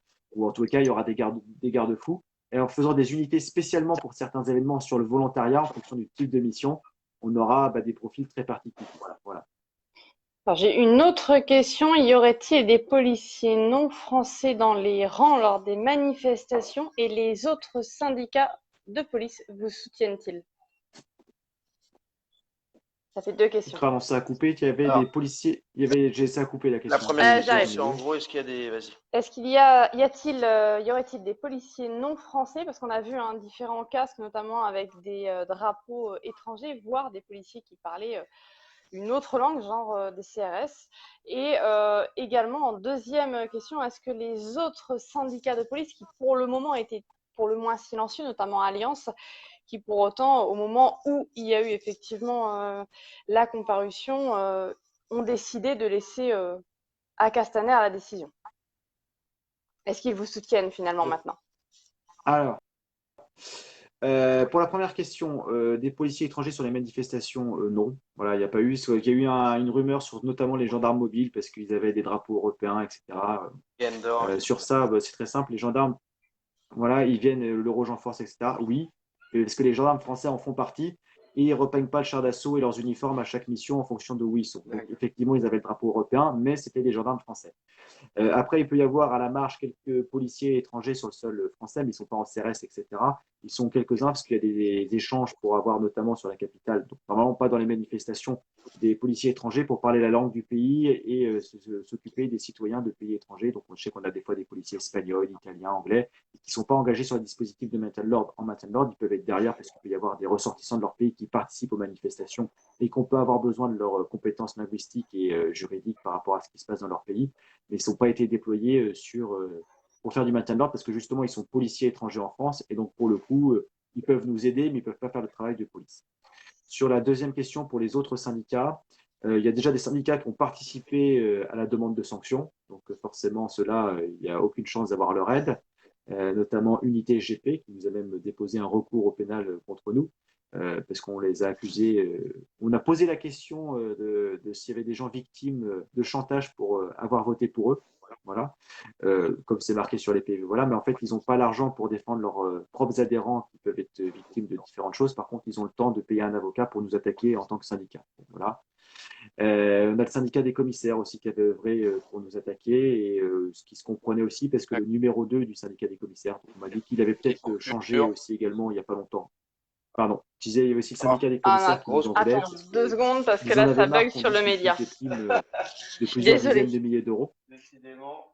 Là, je vous ai que de l'autre côté du coup. Ouais. Ah, c'est bon, c'est revenu. C'est bon, c'est revenu. Ah, ça y est, c'est revenu. Désolé. C'est bien, je vous ai sur le deuxième côté, mais voilà. Mais du coup, comme je n'ai pas le son. On ne peut pas se perdre ce soir, Alexandre. Ce soir, c'est mort. Et donc, il y avait le syndicat des commissaires dont le numéro 2 qui doit changer ou qui a changé récemment avait aussi déposé, dans le cadre, lui, par contre, de son travail, un dépôt de plainte contre nous parce qu'il avait poussé au suicide d'une de nos collègues, enfin, n'avait rien fait pour empêcher ce suicide, enfin, sa tentative de suicide. Et en fait, il s'était trouvé outragé qu'on le mette sur la place publique qu'il n'avait rien fait. Bon, voilà. Donc, effectivement, il nous en voulait aussi particulièrement. Après, Alliance Police Nationale restera, je pense, dans sa logique, c'est-à-dire qu'ils vont dire on va défendre la fonction syndicale comme ils l'ont fait à mon conseil de discipline, ils ne feront pas plus, pas moins. Et après, pour les autres organisations, je pense que ce sera surtout on ne va rien faire. Dans les petits syndicats, par contre, ceux qu'on ne voit pas beaucoup, on a eu des messages de soutien d'Impact Police qui a dit qu'ils étaient de tout cœur avec nous, qui réfléchissent à faire un communiqué commun sur la liberté d'expression syndicale dans la police, ainsi que la Fédération autonome de la police également aussi, qui a envoyé un petit message de soutien. et aussi les associations de policiers. Certaines associations envoyaient des petits messages de soutien. Donc en fait, finalement, tous les syndicats qui représentent, à mon sens, et les associations qui représentent, à mon sens, les vraies valeurs de la police et des policiers de terrain, qui notamment pour les associations avaient aussi appelé à faire preuve de retenue sur le mouvement des Gilets jaunes, vu que nous partagions bon nombre de revendications avec le mouvement. Donc c'est tous ces gens-là. Donc voilà. Après, sur les gros syndicats, comme il y a des luttes de pouvoir, etc., je pense qu'il n'y aura pas grand-chose à attendre de plus que ce qu'a fait Alliance. Ok, j'ai Et deux, que j'ai deux pour eux petites d'ailleurs. questions, Alexandre. Pour toi, les lacrymos, c'est quoi le. Enfin, j'imagine que tu connais un petit peu. Et déjà, il y en a qui demandent est-ce qu'il y a vraiment du cyanure à l'intérieur? Toi, pour toi, quel degré de dangerosité ces gaz ont si on les ingère de manière répétée, etc. Et ma deuxième question, ce serait qu'en est-il de cette fameuse armée européenne, enfin en tout cas cette police européenne. Oups, qu'en est-il réellement de cette police européenne? Quel est son rôle? Pourquoi elle est là? Est-ce que tu en sais un petit peu plus? La police européenne, pour le moment, c'est toujours dans les tuyaux depuis des années, mais enfin, sur le sol national, nous, on n'a pas eu affaire à cette police européenne ou à la mise en place. Ceux qui peuvent déjà travailler, c'est des pays, notamment le seul service qui marche de façon vraiment tout le temps, c'est Frontex qui s'occupe des frontières de l'Europe. Il y a des renforts. Mais du coup, c'est des policiers français qui vont sur les pays frontaliers. La France n'ayant pas de frontières extérieures à l'Europe, nous, on n'est pas encore touché par une police européenne. Par contre, effectivement, il y a un travail de maintien éventuellement dans les tuyaux, de faire comme ils font en France, les CRS ne travaillent pas sur leur département où ils habitent. Voilà, mais ils voudraient bien faire ça au niveau européen où les forces de l'ordre ne travailleront pas sur le maintien de l'ordre dans le pays où ils habitent, pour être sûr qu'il n'y ait plus de problème du tout sur la cohésion des ordres. Mais c'est Bon, du ils y délire. travaillent, c'est des projets qui sont dans les cartons, c'est des projets dans les cartons. Mais pour le moment, rien n'est fait et on est nulle Quelle part. horreur. Donc, tant mieux pour le moment. La deuxième question sur les gaz, effectivement, c'est battu sur ces gaz parce qu'on a été alerté sur ce qui se passait. Finalement, avec les alertes, on a embauché un spécialiste qui nous a fait un petit audit de ce qui se passait parce qu'on n'a pas forcément toutes les compétences et on s'est rendu compte qu'en fait, le gouvernement français était un gouvernement qui cachait beaucoup de choses et qui était surtout très malhonnête et qui mettait en danger à la fois les policiers et la population. Voilà. Comment on s'en a aperçu donc dans les grenades, effectivement, il n'y a pas de cyanure en tant que tel. Enfin, en tous les cas, il est annulé par. Il y a deux gaz. Je ne suis pas assez bon en chimie. La seule chose qui est sûre, c'est qu'en fait, ce gaz-là, dans notre sang et dans les poumons, se décompose en cyanure. Voilà. Donc la décomposition dans le corps humain, c'est du cyanure. Ça, il n'y a pas de problème. Les choses qui se passent, c'est que quand on n'en ingère pas trop, c'est-à-dire le corps humain est capable de le gérer. Quand on en prend à haute dose et de concentration et de façon répétée, là, à ce moment-là, le corps humain l'accumule et ça commence à avoir des effets sur des nécroses de poumons et des effets sur la santé. Donc, pour éviter tout qu'on nous dise qu'on n'est pas spécialiste, on est allé prendre des études du gouvernement américain, du gouvernement anglais, de spécialistes qui travaillent spécifiquement sur les gaz. Donc, les publications, c'était en anglais, on les a traduits. Et on se rendait compte qu'il y avait beaucoup de pathologies qui étaient gérées, avaient pour cause ces gaz. D'ailleurs, aux États-Unis, ils ont arrêté d'utiliser le gaz CS, donc utilisé dans les grenades dites lacrymogènes, parce qu'en fait, le terme exact, c'est à effet lacrymogène. C'est-à-dire que c'est pas lacrymogène le but, c'est un effet, c'est lacrymogène. Euh, Ce qui veut dire qu'aux États-Unis, ils ont arrêté de s'en servir parce que ça faisait trop de dommages. Ils sont passés au gaz poivre. Le gaz poivre, qui, bon, même si c'est pénible aussi de l'avoir, il n'y a pas d'effet à long terme sur la santé. Donc, ils ont arrêté et même le créateur, il y avait un gars qui avait créé le gaz poivre et qui avait aussi des usines de gaz dit à effet lacrymogène. Il a fermé ses usines tellement il a dit qu'on détournait son matériel de son objectif. Donc, les États-Unis ont arrêté de s'en servir. La deuxième chose, c'est qu'on avait la composition, on pouvait assez facilement la trouver sur les grenades qui étaient commandées avant 2017. Les grenades commandées par le gouvernement Macron, quand les entreprises qui les fabriquent sont interrogées sur la composition et notamment le dosage en gaz CS qui est dangereux pour la santé, il y a un refus. On nous dit secret défense, on ne vous dira pas ce qu'il y a dedans. Voilà. Après, par contre, même chose, c'est que ce gaz-là est aussi utilisé à effet industriel. Quand il est utilisé dans l'industrie, il y a marqué qu'il est toxique, il faut des décontaminations immédiates et il faut surtout, c'est un gaz mortel dans un contexte, si jamais on en respire à haute dose dans une pièce fermée, on a 4 minutes d'espérance de vie. Donc là, c'est dans un climat ouvert, mais vu la quantité de gaz qui a été tiré, il y en a forcément des gens qui auront des impacts sur leur santé. Et ça a été très compliqué parce que l'hypocrisie française va jusqu'au bout, c'est qu'en fait, il y a des militaires français qui avaient déjà utilisé des gaz en opération extérieure et qui n'avaient pas été protégés. Du coup, ils ont fait un procès à l'État français. Ça a pris 20 ans pour le procès. Ils ont fini par le gagner. Et donc, ils ont été reconnus victimes de maladies professionnelles suite à l'utilisation de ce même gaz qu'ils avaient tiré en opération extérieure, sans le matériel de masque à gaz pour se protéger. À noter sur ça, c'est que ça a pris 20 ans de combat. Et la défense de l'administration avait été: ah ben oui, mais est-ce que vous pouvez nous prouver vraiment que c'est pas parce que vous avez fumé, que c'est pas à cause de la pollution? Parce que comme l'effet va arriver entre 3 et 10 ans, les premiers effets vont se faire sentir le temps que ça se décompose, que ça s'intègre bien dans notre corps. Après, il faut prouver que c'est bien dû au gaz et que c'est bien l'effet d'origine. Donc l'État français a joué là-dessus Bien très sûr, longtemps pour bien ne pas sûr. indemniser les C'est personnes. facile de faire croire que ça vient d'autre Donc, chose. C'est clair, c'est clair. et la deuxième chose qui a confirmé ce qu'on faisait, c'est qu'on a été en relation avec les biologistes et les médecins qui ont fait des prélèvements sur les gaz, justement pour des prélèvements sanguins suite à une exposition au gaz à effet lacrymogène. Le procureur de Paris avait lancé une enquête. Donc nous, quand on avait lu l'article, on s'est dit c'est super, ils sont en train de s'inquiéter de ce qui se passe. Non, en fait, le procureur avait lancé une enquête pour exercice illégal de la médecine et surtout qu'on les fasse taire, pour pas qu'ils fassent leurs analyses. Mm. Le Ils sortent toujours laboratoire de après. toxicologie en France, le laboratoire de Lyon qui s'occupe de l'antipoison, le centre français, a refusé de faire des analyses des échantillons sanguins, en disant non, ça en fait pas. On va pas rechercher ce que vous nous demandez, c'est non. Donc ils sont partis à l'étranger faire les analyses.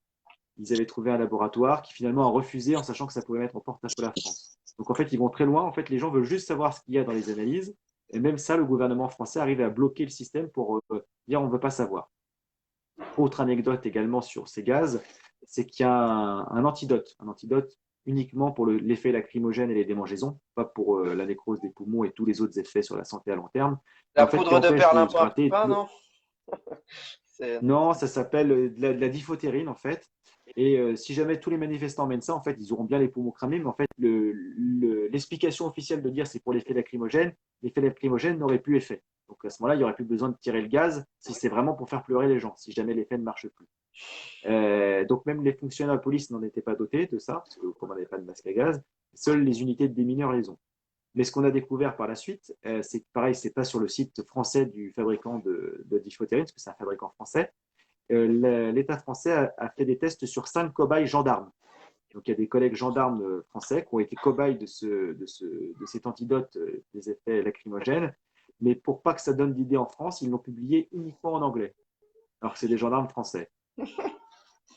Donc on invite tous les gens, si jamais l'État français veut vraiment avoir des effets lacrymogènes, on invite tous les gens à acheter la diphtérine. Malheureusement, ça coûte 25 € la dose, mais enfin, vous ne pleurez plus pendant la manifestation, ça n'a pas d'effet de démangeaison. Par contre, le reste, votre corps sera détruit de l'intérieur. Ça sent bon. L'effet maintien de l'ordre n'a plus aucun intérêt. Le mec, il est dans un nuage de Donc, du lacrymo. coup, il n'est plus ok. incommodé. Donc, du coup, si l'objectif est vraiment d'accommoder les gens, il n'y aura plus lieu d'être. S'ils continuent de tirer, c'est que l'objectif n'est pas de les incommoder ou de les disperser, mais bien de les empoisonner. Donc, on est sur autre chose. Et là, en l'occurrence, on peut aussi mettre en lumière que autant, comme tu le disais tout à l'heure, hein, les policiers, pour beaucoup, et les gendarmes n'ont même pas de masque. Pour beaucoup, j'en ai vu beaucoup qui pleuraient comme les manifestants qui étaient dans la même situation qu'eux. Alors, j'ai 2 autres questions également. Alors, si je me souviens bien, est-ce que vous vous sentez en danger justement par rapport à ce que vous dénoncez au syndicat Vigie, que ce soit vous, Noam, comment va Noam notamment? C'est des questions des auditeurs, des auditrices pour la suite de Vigie. Est-ce que Alors, en danger, non. Enfin, en danger, pas plus que, en fait, leur technique à l'heure actuelle, c'est de nous asphyxier financièrement. Bon, pour le moment, ça ne marche pas. De nous écœurer, ça ne marche pas non plus. Et sur la deuxième partie, ils veulent éventuellement mettre nos carrières en cause, mais le problème, c'est que professionnellement, on est tous irréprochables. Donc, c'est un deuxième problème qu'ils ont. Donc, en danger, non. Ennuyé, oui, mais comme je disais tout à l'heure, grâce au soutien populaire qu'il y a, qui dépasse largement la police et que ça permet à des policiers d'ouvrir les yeux, finalement, le danger, une fois de plus, va être évité. Parce que une fois, le nombre fait la force. Voilà, plus on est nombreux, plus c'est compliqué. Il y avait quelqu'un qui avait donné, quand on avance tout seul devant une foule, la personne qui avance toute seule va se faire ramasser et puis hop, affaire réglée.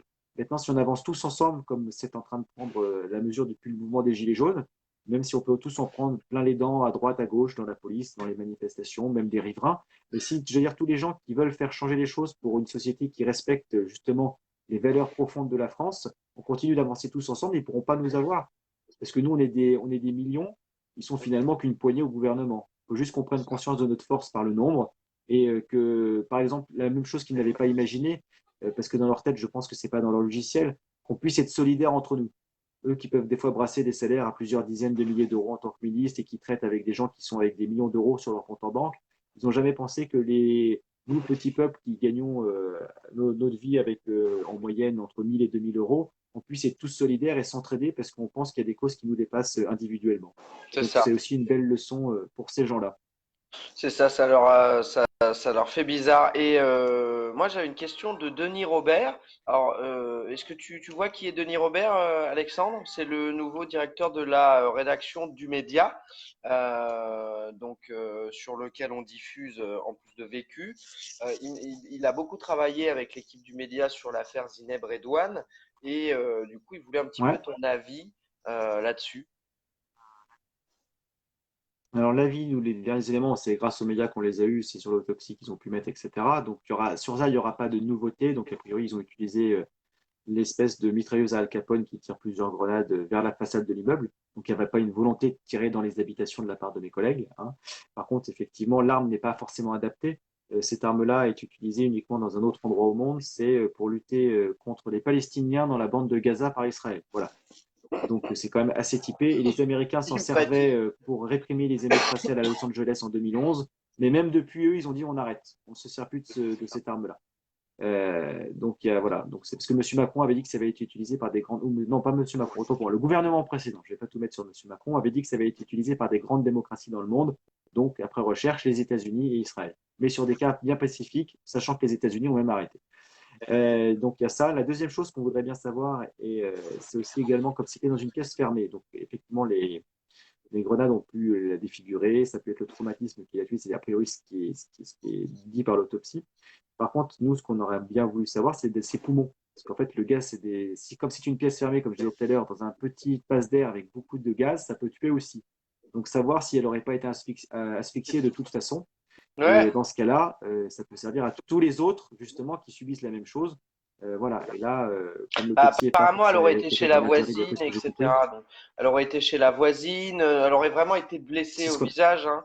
Donc, je pense pas qu'elle ait été asphyxiée pour le coup, par rapport aux éléments qu'on a, mais en peut-être tout qu'elle cas, aurait pu l'avoir, aurait pu l'avoir quand même à long terme, donc ça aurait été intéressant de le oui, savoir aussi.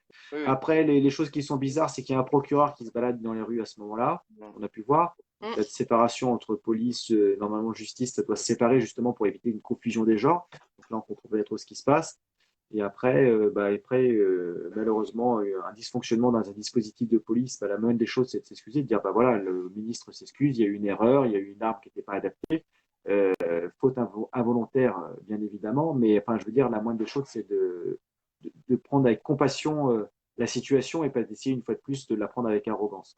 Je donne Sarah, un titre de comparaison parce qu'il y a quelques jours, j'ai été interviewé par un journal à Hong Kong sur les violences policières chez eux, parce qu'ils sont assez outrés de ce qui se passe.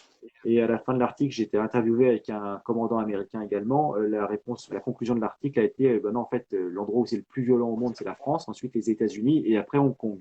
Donc je parle d'Hong Kong parce que la dirigeante de Hong Kong a présenté ses excuses à la population en disant effectivement on a été un petit peu violent, on n'aurait pas dû utiliser la police aussi de façon brutale, voilà.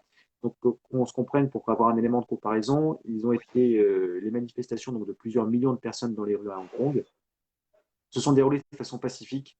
Donc ça, il faut le savoir que ça a peut-être aussi aidé jusqu'il y a quelques jours. Et donc, ils se sont pris 150 tirs de grenades lacrymo pendant les 15 premiers jours à plusieurs millions dans les rues. En France, 13 500 grenades lacrymo juste le 1er décembre à Paris pour cette 13 manifestation selon 500 les chiffres officiels. Ah, mais ils ont Donc c'était juste pour donner un point de comparaison entre les deux. Voilà. Ouais, ils ont craqué complètement sur le mouvement des Gilets jaunes. Mais qu'est-ce que tu penses des CRS qui refusent de dire qui a tiré? Parce qu'on cherche qui qui a quoi? tiré. On cherche qui a tiré Qui a tiré? Ça, Lacrymo. si on veut retrouver, on va retrouver. Et après, il y a toujours la difficulté, comme a priori les armes qui étaient sur place, c'est des armes qui tirent plusieurs grenades d'un coup. Il suffit qu'il y en ait plusieurs qui l'aient à ce moment-là. Donc, qui a tiré, c'est-à-dire que ce n'est pas une grenade qui a été tirée, mais c'est plusieurs en même temps par rafale, d'après ce que j'ai compris. Donc, à ce moment-là, c'est déjà plus compliqué. Après, on va trouver l'équipe qui a tiré. Donc, après, on aura forcément un public réduit de coupables potentiels, j'allais dire. Mais on ne saura pas forcément qui c'est, parce qu'il peut aussi y avoir plusieurs personnes qui ont tiré en même temps. Quel est celui qui est l'auteur du tir qui est arrivé là-bas? Donc après, qu'est-ce qui est si on veut vraiment le vrai coupable, pour essayer plutôt de trouver quel est le responsable sur le terrain au dernier qui a fait le tir, voilà, parce qu'il y a plusieurs collègues qui ont tiré à ce moment-là, il y en a qui c'est tombé, c'est pas tombé. La vraie question, c'est qui c'est qui a donné l'ordre de prendre ses armes? Parce que là, du coup, c'est facile, on va vite remonter. Si les armes n'étaient pas là, il n'y aurait pas besoin de chercher qui c'est sur le terrain qui s'en est servi. Qui c'est qui a donné l'ordre de tirer à ce moment-là parce qu'il fallait disperser je ne sais pas quel mouvement. Et quand on a récupéré cette personne-là, je pense que la personne la plus dangereuse et la plus responsable de l'équipe sera sanctionnée. Après, on peut toujours chercher en dernier recours qui c'est qui a fait l'acte sur le terrain, mais ça ne changera rien à la situation finale parce que ça se reproduira. Donc, et le vrai responsable, donc lui par contre, est facilement retrouvable. Il suffit de regarder qui c'est qui a donné les ordres à ce moment-là. Par contre, évidemment, ça va taper au niveau de la préfecture de police de Marseille. Il y a quand même quelque chose, un élément à soulever. Pourquoi effectivement l'autopsie française n'a pas été approfondie comme l'autopsie à l'étranger, notamment de Zineb Redouane, a été mieux pratiquée à l'étranger qu'en France. Alors ça, c'est un peu dommage. Et ça fait en parallèle avec l'affaire de Geneviève Leguet. Tout est corrompu. Alors cette affaire où on a vu que quand même des gendarmes ont refusé de faire cette charge à l'époque sur Nice parce que justement la foule était pacifique et donc il n'y avait pas l'utilité, ce n'était pas proportionnel à la menace, la réaction n'était pas proportionnelle à la menace. Et c'est là où on réfléchit, ces gendarmes ont réussi à renoncer à cet ordre, les CRS l'ont appliqué, mais jusqu'à quel point justement peuvent-ils l'appliquer? Parce que quand on les voit sauter sur les personnes, littéralement sans se préoccuper de plus de ce qui leur arrive, effectivement, même s'il s'agit de pions, quelque part, humainement, c'est compliqué à gérer humainement. Alors, c'est sur le terrain. À gérer humainement. Enfin, c'est évidemment compliqué à gérer. Après, il y a une différence entre la gendarmerie et la police. C'est que la gendarmerie, les gens qui dirigent la gendarmerie ont commencé sur le terrain. Au plus haut niveau déjà, tout simplement, le directeur général de la gendarmerie a commencé minimum lieutenant. Voilà. Chez nous, le directeur général de la police nationale, son premier poste dans la police, ça a été directeur général de la police nationale. Voilà. Donc forcément, déjà, il y a un problème entre les deux. Ouais. Il y en a, on peut arriver par le copinage, et l'autre côté, faut avoir fait ses preuves, et après, effectivement, en fonction de son appartenance politique, on sera le chef de la gendarmerie ou pas, mais en tous les cas, on a fait ses preuves sur le terrain. Après, il y a une solidarité de corps, c'est-à-dire que un gendarme, en général, quand l'officier dit ça va être comme ça, la pression ne va pas trop lui mettre, et du coup, toute son équipe ne va pas y aller. C'est-à-dire que ça part d'en haut, l'exemplarité. Chez nous, des fois, justement, comme on explique, on est dirigé par des bureaucrates plutôt que par des policiers, qu'il y a une pression pour le résultat par chiffre parce qu'ils veulent leur prime, parce qu'ils ne veulent pas déplaire. Et du coup, la pression, il redescend jusqu'en bas. Et tout en bas, du coup, il y a des brimades qu'on a pu voir tout à l'heure. Il n'y a pas tes vacances, tu ne verras pas tes week-ends, etc. Donc, la mentalité est complètement différente parce que l'exemplarité vient plus d'en haut dans la gendarmerie que dans la police. Parce que les gens ont fait leurs preuves sur le terrain, que chez nous, ce n'est pas forcément le cas. Voilà. C'est clair. Dernière petite question sur Zineb Redouane. Dans ce genre de situation, on est le 2 décembre, c'est le pic des manifestations. Est-ce qu'il est possible que Christophe Castaner puisse couvrir le capitaine des CRS, selon toi? Non, Christophe Castaner, il ne va pas couvrir les CRS parce que déjà pour lui, il n'y avait pas de violence. Il n'y avait pas de mutilé, il n'y avait rien. Donc, oui, mais ça, c'est de la mauvaise foi. Ça, c'est de la mauvaise foi absolue. Il le sait très bien qu'il y en a. Mais je sais bien. Mais ce que je veux dire, à partir de ce niveau-là, je veux dire, quand tu as ce niveau de mauvaise foi, en fait, je ne pense même pas qu'il couvre les gens sur place. Je veux dire, c'est juste qu'il est dans le déni parce que ça pourrait reporter sur le gouvernement. Je ne pense même pas qu'il ait pensé un instant notre collègue sur le terrain. Il les couvre, mais il les couvre pas. Oui, voilà, mais c'est pas une volonté de couvrir nos collègues sur le terrain, parce que quand il y a besoin d'en crucifier un, parce que ça arrange la politique, il sera crucifié. Donc là, c'était un intérêt politique et pas du tout un intérêt de venir en aide à mes collègues d'une façon ou d'une autre. Et de protéger plutôt des gens à plus haut niveau qu'on puisse donner ces ordres éventuellement, parce que là, on travaille à un autre niveau, mais les collègues de terrain ne seront jamais couverts par un ministre. Et d'ailleurs, c'est via les enquêtes IGPN, même si très peu risquent malheureusement d'aboutir, parce que, comme tu le disais tout à l'heure, c'est la police qui enquête sur la police, donc c'est un non-sens. Quelque part, même si ces enquêtes un jour aboutissent, ou certaines d'entre elles, ce sera plutôt justement des individus isolés qui risquent de payer et pas remonter justement cette chaîne de la hiérarchie, parce que quand on parle effectivement de la personne qui applique l'ordre, il y a le zèle, il y a les personnes qui en rajoutent sur les ordres. Et effectivement, là, ils sont totalement coupables de leurs actes. Et on a également les personnes qui appliquent des ordres, qui les appliquent de manière tout à fait aveugle, mais parce qu'ils n'ont pas le choix sur le terrain. Parce que c'est vrai que quand on s'imagine à leur place aussi, armés d'un LBD ou tout simplement de tireurs de grenades lacrymogènes, si on vous dit, voilà, telle personne est dangereuse, qu'est-ce qui peut faire en sorte que vous puissiez savoir si cette personne est dangereuse ou pas? Qu'est-ce qui peut vous aider justement à refuser un ordre ou à l'accepter? C'est vrai que c'est très compliqué aussi. Et pour le coup, sur le terrain, pour eux, ceux qui risquent de payer, en tout cas, c'est ce que tu expliques, c'est plus les policiers de terrain, qu'ils soient coupables, alors là, ce serait tout à fait mérité, ou non, puisque effectivement, s'il s'agit d'ordres qui sont juste appliqués, c'est simplement aussi la hiérarchie qu'il faut prendre en compte. Alors, dans le maintien de l'ordre, on n'agit que sur ordre. Il y a deux différences aussi, c'est que les gens confondent, on pense qu'on est policier, on agit toujours de la même façon. Sur un maintien de l'ordre, on ne peut agir que sur ordre, on n'a pas d'initiative possible. Alors que par exemple, une patrouille qui se balade dans un quartier va pouvoir faire preuve d'initiative ou pas, choisir si elle veut intervenir ou pas, et celle qui décide sur le terrain par rapport à ce qu'elle voit, de ses conditions d'intervention ou non. En maintien de l'ordre, on doit faire confiance à ce qui vient d'en haut. Ensuite, je vais prendre un exemple plus ancien, parce que ça s'est aggravé depuis, mais à l'époque, là, c'était un exemple. Je ne sais pas si vous vous souvenez qu'il y avait un policier qui avait donné un coup de poing à un lycéen devant le lycée Bergson, dans le cadre des manifestations de la loi travail. Il avait pris son élan, ça a fait la une des journaux, et ça avait été, voilà. Donc là, la même chose, c'était un policier qui n'était pas formé au maintien de l'ordre, il était au commissariat le matin, personne ne s'est posé la question de savoir qu'est-ce qu'il faisait là, qu'est-ce qui lui a donné l'ordre, etc. Voilà. Et en fait, le ministère de l'Intérieur en avait parfaitement conscience, parce qu'en fait, c'est le ministère de l'Intérieur qui a déposé plainte contre ce collègue, mais uniquement contre ce collègue. Et on avait vu l'avocat du lycéen victime, du coup de poing, et je lui ai dit, mais par rapport à votre discours, vous dites que c'est la hiérarchie qui est responsable, et pour autant, vous ne l'incriminez pas dans vos écrits.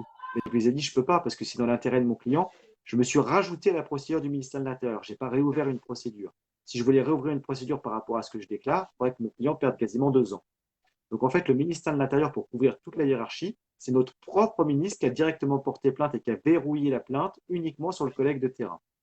Je prends notre exemple plus récent, quand Jérôme Rodriguez a perdu son œil. Là, il y a eu une rédaction ministérielle immédiatement. Alors, ça a coupé. Il y a une réaction ministérielle directement de M. Nunez et de M. Castaner. On va faire la lumière sur toute cette histoire et on va trouver le coupable et le responsable. Donc, dans leur esprit, c'était de tout de suite chercher le collègue sur le terrain qui a tiré pour qu'il prenne la responsabilité de tout le dispositif qui est arrivé à l'accident qu'a subi Jérôme, qui a quand même coûté son œil. Donc, et en plus, ils l'ont fait uniquement aussi parce que Jérôme était médiatisé. Parce qu'il y en a plein qui ont été mutilés et blessés. Ils n'ont pas eu la même attention de M. Castaner et Nunez parce qu'ils savaient que dans ce cas-là, ils ne seraient pas mis en cause. En fait, au pire, ils auraient à sacrifier le policier de terrain. Et là, il fallait qu'ils verrouillent pour être sûr qu'au-dessus, il n'y ait pas d'éclaboussure de toutes les consignes qui sont données plus haut. Donc, en fait, ils sont toujours dans cette logique, c'est que même notre propre ministère choisit d'attaquer personnellement les collègues sur le terrain de sa propre initiative pour verrouiller les procédures et que personne au-dessus soit inquiété.